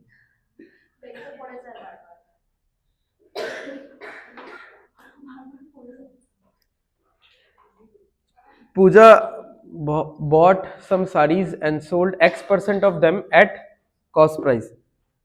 तो अब उसने कुछ सामान खरीदा, मतलब कुछ एक कैटेगरी ऑफ आइटम्स खरीदा उसने, अब एक पार्ट वो कितने कितने में बेच रही है? कॉस्ट प्राइस में बेचने का मीनिंग क्या होता है? Wow, you are so intelligent. अच्छा, एंड बाकी जितना भी है वो कितने में बेच रही है? 20% प्रॉफिट। अब ये करके देखा गया है कि ओवरऑल उसको प्रॉफिट हो रहा है, एंड ये होना बनता भी है ओवरऑल प्रॉफिट, क्योंकि उसने लॉस में कुछ भी पार्ट नहीं बेचा। अब देखो, अब अगर ये लोग बोलते कि she sold X% of the saris at a loss of 10%, ध्यान से सुनो, हाँ, X% of the saris at a loss of 10% and the remaining at 20% profit. अब कोई नहीं बता सकता था कि इसमें प्रॉफिट आएगा कि लॉस आएगा। हाँ, कोई ऐसा सोच सकता है कि कुछ सारी तो 10% के लॉस में बेचा और कुछ सारी 20% के प्रॉफिट में बेचा, तो ओवरऑल तो शायद प्रॉफिट ही होगा, थोड़ा ही हो बट प्रॉफिट ही होगा। बट मैटर करता है कैसे? हो सकता है कि 20% में बेचने वाले सारीज का क्वांटिटी बहुत कम है और लॉस जिन साड़ी पे हुआ है, जितने साड़ियों पे लॉस में बेचा है वो बहुत ज्यादा क्वांटिटी है, तब अल्टीमेटली क्या होगा? उसको लॉस ही होगा। Getting the point? 10 साड़ी में से 8 में उसको लॉस हुआ और 2 साड़ी उसने 20% प्रॉफिट में बेचा, तो आपको समझ में आ रहा है ओवरऑल उसको क्या होगा? फिर लॉस ही होगा, बिकॉज मैक्सिमम पार्ट चला गया उसका लॉस में। बट यहां पे भले ही हमको वैल्यू नहीं पता, बट इतना हम लोग बोल सकते हैं कि उसको प्रॉफिट ही हुआ होगा, ठीक है। उन्होंने तो 7.5 वैसे दे दिया है, ठीक है, बट अगर वो लोग ये ओवरऑल प्रॉफिट ये वर्ड यूज नहीं करते, बस इतना बोलते कि ओवरऑल जो मार्जिन, उस मार्जिन चेंज हो रहा है, द चेंज मार्जिन इज 7.5। अब चेंज पॉजिटिव भी हो सकता है, आई मीन प्रॉफिट में भी हो सकता है, लॉस में भी हो सकता है, बट हम लोग इतना समझ लेते हैं कि ये 7.5 प्रॉफिट ही होगा, बिकॉज यहाँ पे लॉस है ही नहीं उसका, ठीक है। तो हम लोग इसको कुछ कुछ परसेंट में ऐसा करके ले लेंगे कि X% सारीज जो है उस पे उसको कितना प्रॉफिट हुआ है, 0%, क्योंकि X% जो सारीज है, ठीक है, जैसे मान लो मैं बोलता हूं कि 40% ऑफ द सारी, ठीक है, यहां पे 40 मान लो, 40% सारी उसने कॉस्ट प्राइस में बेच दिया, মানে আমরা কই না নি যে মার্কেট একদম বাজে চলে তো আমি জিনিসগুলা কিনা দামে ছাড়িয়ে দিছি, ठीक है, यानी जिस प्राइस पे उसने खरीदा था। तो 40% ऑफ द सारीज उसने क्या किया, कॉस्ट प्राइस पे छोड़ दिया। तो कॉस्ट प्राइस पे छोड़ेगा तो उसको ना लॉस होगा ना प्रॉफिट होगा, यानी 0%। ओके, नेक्स्ट, तो 40% हो गया, तो बाकी कितना रह गया, 60%, ठीक है। तो हम लोग को तो नहीं पता, हम लोग XY करके मान रहे हैं उसको। बाकी का रिमेनिंग पार्ट कितने परसेंट प्रॉफिट में बेचा, 20% प्रॉफिट में बेचा। अरे भाई चलो रहने दो, पता नहीं बीमार हो गया।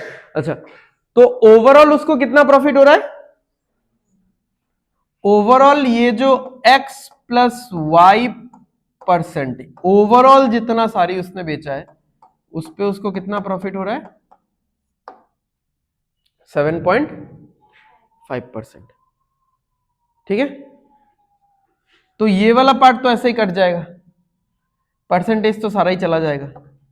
यहां पे क्या हो जाएगा 20Y, यहां पे क्या हो जाएगा 7.5X प्लस 7.5Y, ये इधर आएगा तो कितना होगा 12.5Y is equal to 7.5X।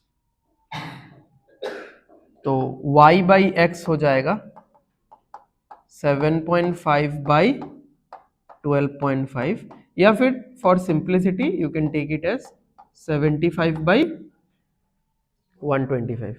तो X और Y का रेशियो निकाल लो, कितना आ रहा है 3:5, यानी टोटल उसके पास कितना साड़ी था, 7। ऐसे ही कम है उसके पास साड़ी, और भी कम कर रहे हो आप लोग, ठीक है। तो टोटल पूजा के पास कितना साड़ी है, 8 साड़ी है। क्या हुआ, तुमको बड़ा दया आ रहा है उसमें इसलिए हंस रहे हो, ठीक है, तुम्हारे पास ज्यादा होगा, ठीक है। तो टोटल पूजा के पास 8 साड़ी है, 8 में से उसने 5 X का यूनिट आया 5। ये X का वैल्यू कोई नहीं बोल सकता, हाँ वैल्यू नहीं बोल सकते हम लोग, प्रोपोर्शन बोल सकते हैं, मतलब 5 यूनिट 3 यूनिट ऐसा बोल सकते हैं। तो 5 यूनिट सारी उसने बेचा कॉस्ट प्राइस पे, और 3 यूनिट सारी उसने बेचा 20% प्रॉफिट पे।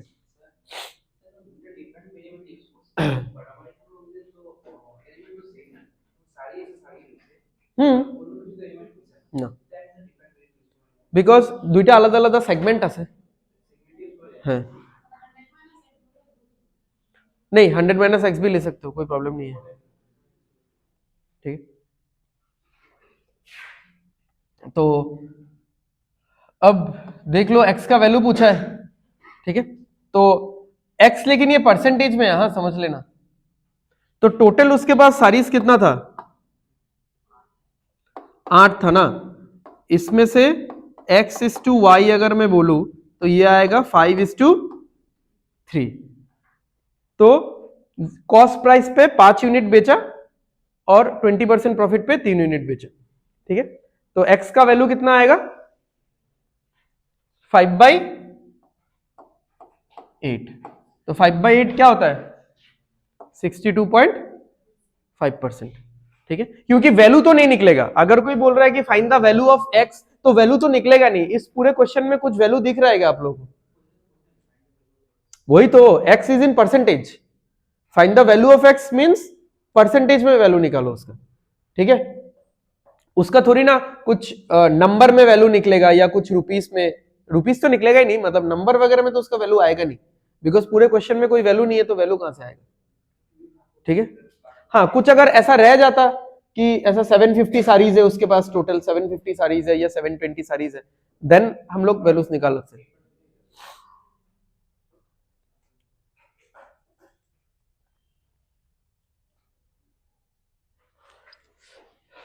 चलो नेक्स्ट।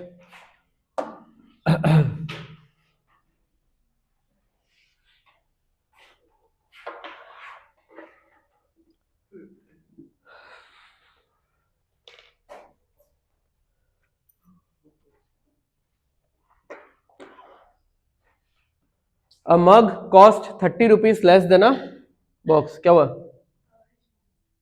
ठीक है, जा सकते हो। ठीक है, a mug cost 30 rupees less than a box। तो एक इंसान के पास एक मग है, एक बॉक्स है, ठीक है। तो मग का दाम कम है, बॉक्स का दाम ज्यादा है। When a mug and a box are sold at a 66.67% profit and 20% loss respectively, the ratio of their selling price is 25:14। ठीक है, तो अभी तो फिलहाल के लिए आप लोग ये सब चीज मत ही करो, ठीक है, ये सब चीज मत करो, बस ये देख लो the ratio of their selling price is 25:14, यानी सेलिंग प्राइस ऑफ मग और selling price of box ratio कितना है? 25:14। क्या हो गया?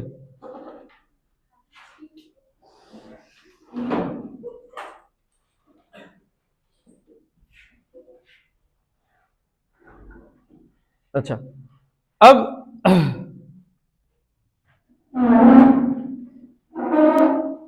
अब यहां पे देखो कि सेलिंग प्राइस ऑफ मग और सेलिंग प्राइस ऑफ बॉक्स का रेशियो आ गया 25:14।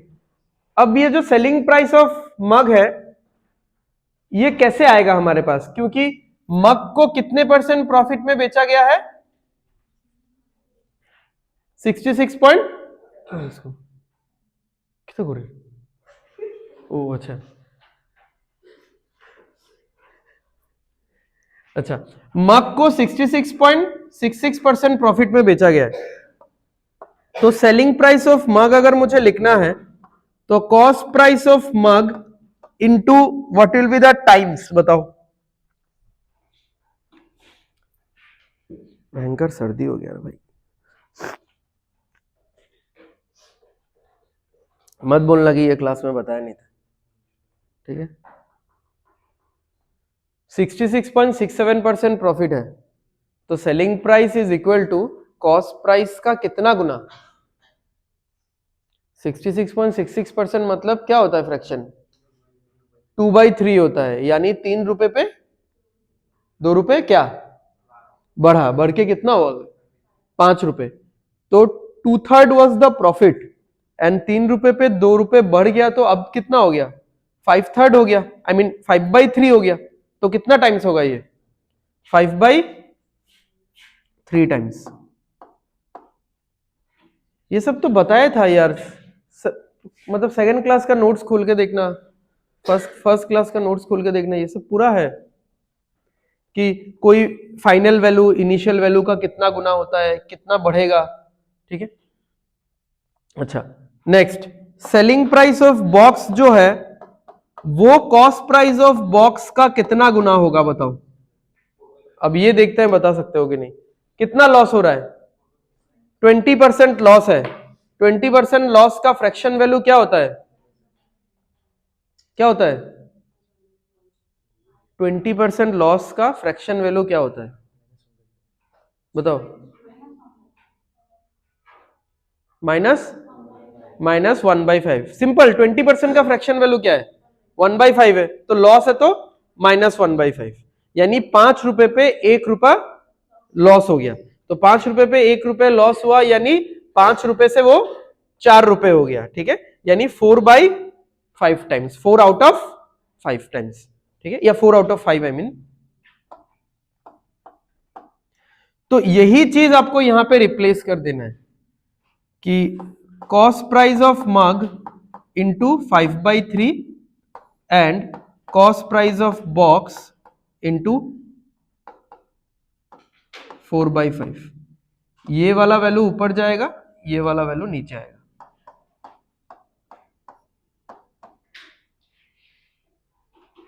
तो कितना हो जाएगा? Cost price of mug into 5 into 5 25 और 4 इंटू 3 12 इज इक्वल टू 25/14। ये दोनों कट गया, ये इधर गया, तो रेशियो कितना आ रहा है देख लो, cost price of mug by cost price of box. ठीक है, ये वाला कैलकुलेशन तो समझ में आ गया। ये 5 पूरा पलटी मार के ऊपर जाएगा, तो 5 इंटू 5 25, 3 नीचे आ जाएगा 12, 25 कट गया, 12 क्रॉस मल्टीप्लाई हुआ, तो इक्वल टू कितना आएगा? 12/14, यानी काटने से 6/7। तो मग का कॉस्ट प्राइस 6 रुपए है और बॉक्स का कॉस्ट प्राइस 7 रुपए है। तो बॉक्स का कॉस्ट प्राइस ज्यादा है ना? कितना यूनिट ज्यादा है? कितना यूनिट ज्यादा है? 1 यूनिट ज्यादा है। ठीक है, 1 यूनिट ज्यादा है, बट एक्चुअली बोला गया है क्वेश्चन में कितना यूनिट ज्यादा है। अब आप बोलोगे ज्यादा कहां है, ये तो लेस है, बट ये उल्टा बोला गया है ना। मग का कॉस्ट प्राइस 30 ज्यादा है, तो बॉक्स का कॉस्ट प्राइस 30 कम है, तो बॉक्स का 30 ज्यादा है, वही बात है। ठीक है, तो what is the overall profit और लॉस? अच्छा चलो पहले ये तो कैलकुलेट कर लेते हैं। तो ये कितना होगा? 180, और ये कितना होगा?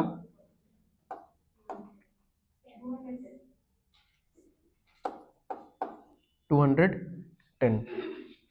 तो सेलिंग प्राइस कितना निकलेगा? इसको काट के बैठा दो,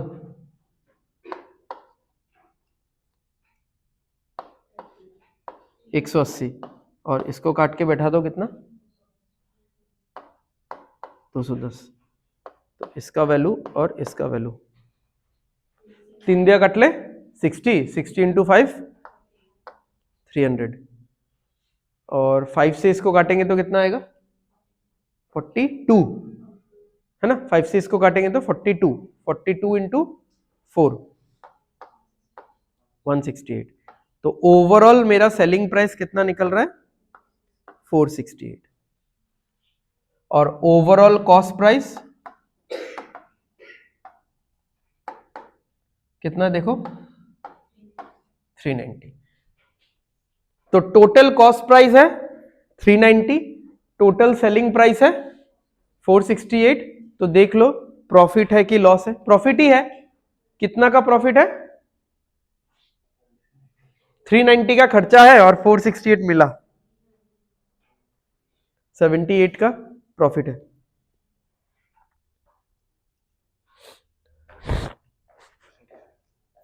परसेंटेज नहीं चाहिए, वैल्यू पूछा है सिर्फ।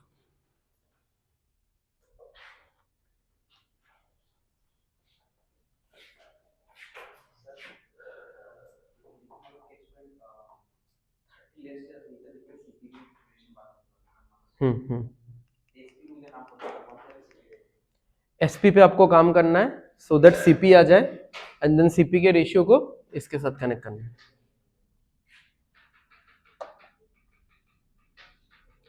नेक्स्ट ईशा राश कर लो इतना। The profit obtained on the sale of 75 lamps is equal to the selling price of 15 lamps। ये यहाँ पे दो मतलब सिमिलर क्वेश्चन है, तो एक अभी कर दूंगा, एक आप लोगों को करना है। ठीक है, हाँ, बट उसके बाद और एक क्वेश्चन है।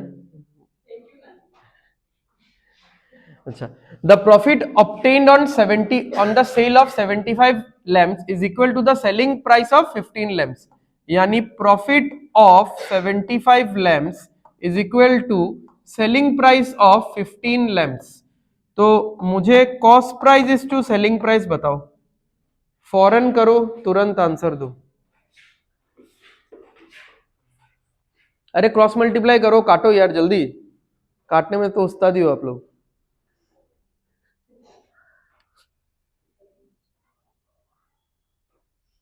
माय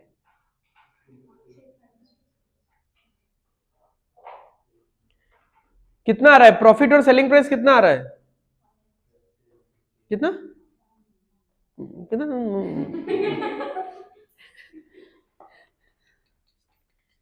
ক্রস মাল্টিপ্লাই করে কাটতে অত সময় লাগে একটা নাম্বারে? অভ্যাস তো আছে কিন্তু ক্যাটাগরিটা আলাদা আর কি।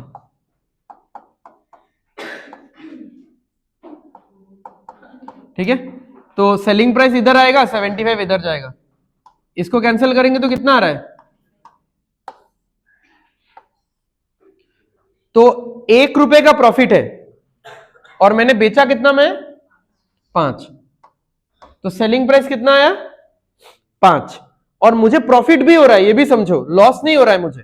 तो अगर मुझे प्रॉफिट हो रहा है तो मैंने कितने में खरीदा होगा बताओ? 4 में। ठीक है, तो क्या बोला है यहाँ पे, what is the percentage profit? तो वो तो और क्या ही है, 4 रुपए में खरीदा, 5 रुपए में बेचा, प्रॉफिट इज 1/4, 1/4 इज 25%। क्या हुआ, एलम दिख गया क्या?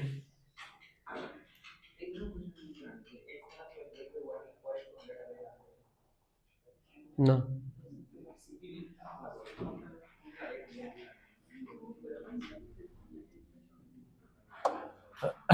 अच्छा, ये वाला आप लोग को करना है। हाँ, सेम इक्वेशन बनेगा, रुको रुको रुको देख लेता हूं एक बार। हाँ, on the sale of 25 chairs a shopkeeper had to bear a loss equal to cost price of 4 chairs. ठीक है, तो एसपी इंटू 25 या लॉस इंटू 25 देख लेना, मैं अभी वो रिवील नहीं करना चाहता कि क्या माइंडसेट रहेगा, is equal to cost price into 4। ठीक है,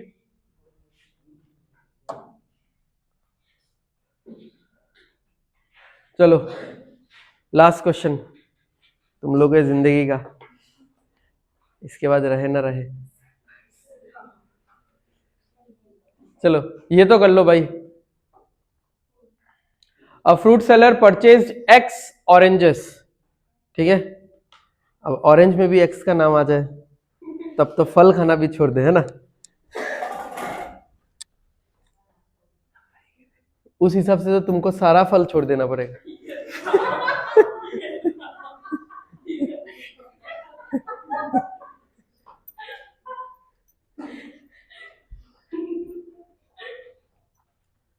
चलो 5 फल मिल रहा है 10 रुपए का,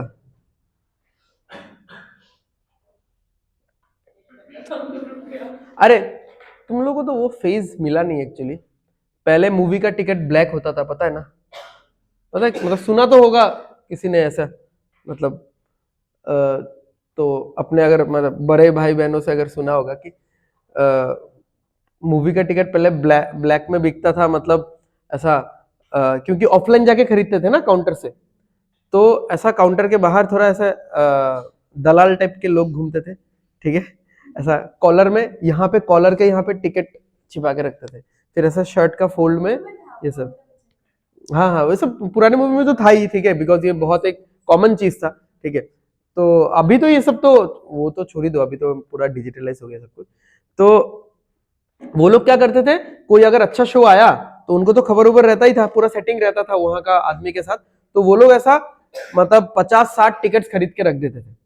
एंड जैसे ही हाउसफुल हुआ, क्योंकि उन्होंने अगर 50-60 खरीद लिया, मान लो 200 टिकट है ही एक पर्टिकुलर शो का, एक टाइमिंग का, तो 50-60 वो लोग हर शो हर टाइमिंग का खरीद के रख देते थे।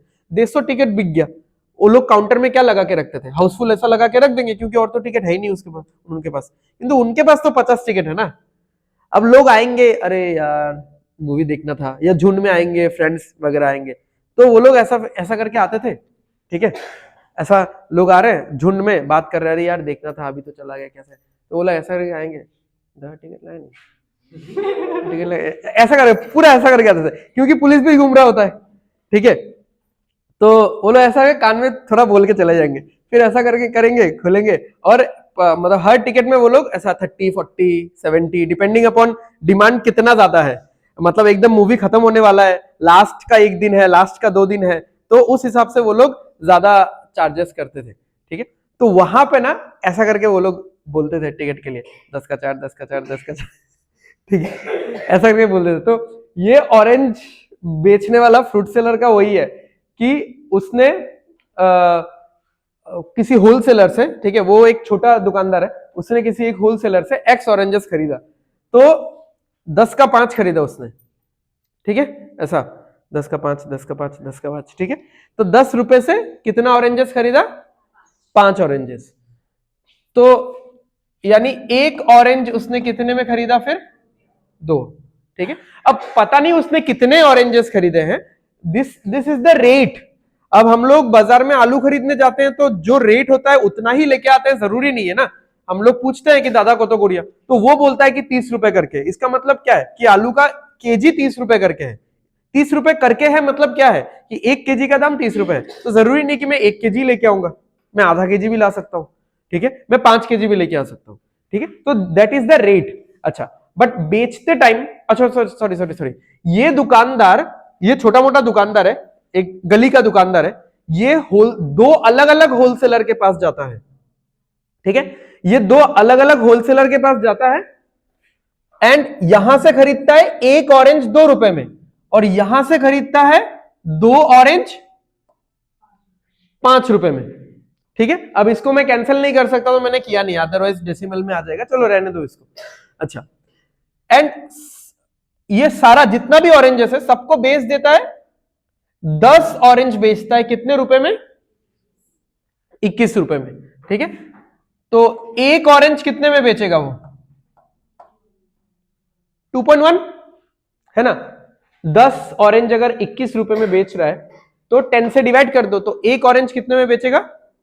अच्छा, तो अभी जस्ट मिलाने के लिए ना एक चीज कर लेते हैं कि एक ऑरेंज 2 रुपए का खरीद रहा है ना, इसको ऐसा कर देते हैं कि वो 2 ऑरेंज कितने में खरीदेगा? 4 में। तो यहां पे भी 2 ऑरेंज खरीद रहा है 5 में, वहां पे भी 2 ऑरेंज खरीद रहा है 4 में। ये करने का जरूरत क्यों पड़ा बताओ?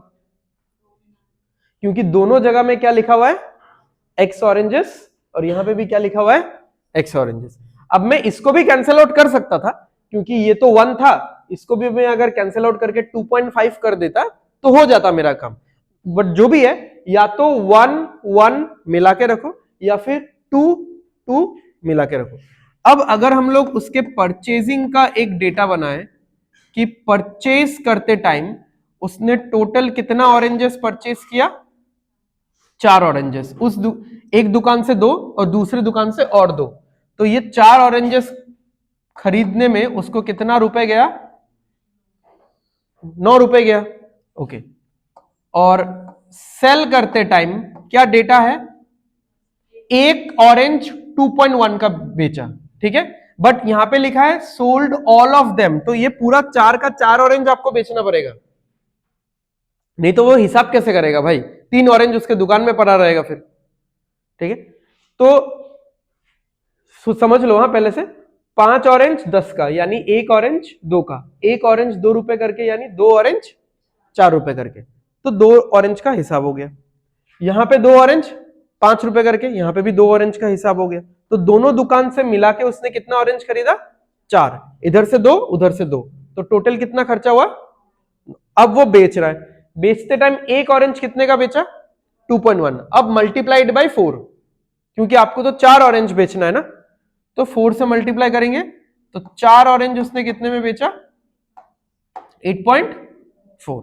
अब आप इसका प्रॉफिट कैलकुलेट कर लो, ठीक है, कि क्योंकि उन्होंने प्रॉफिट और लॉस दिया है, तो प्रॉफिट तो नहीं दिख रहा है मुझे, लॉस ही हो रहा है, ठीक है। तो लॉस कितना हो रहा है? 0.6 अपॉन 9, तो कितना आ जाएगा यहां पे? 60/9%, ऐसा कुछ। अच्छा यहाँ पे तो वैसा दिया हुआ है ना, तो ये आ जाएगा 3/20, तो 3/20 विल बी 6.67, ठीक है। तो आज का क्लास यहाँ पे खत्म होता है, आप लोग आराम से घर जा सकते हो।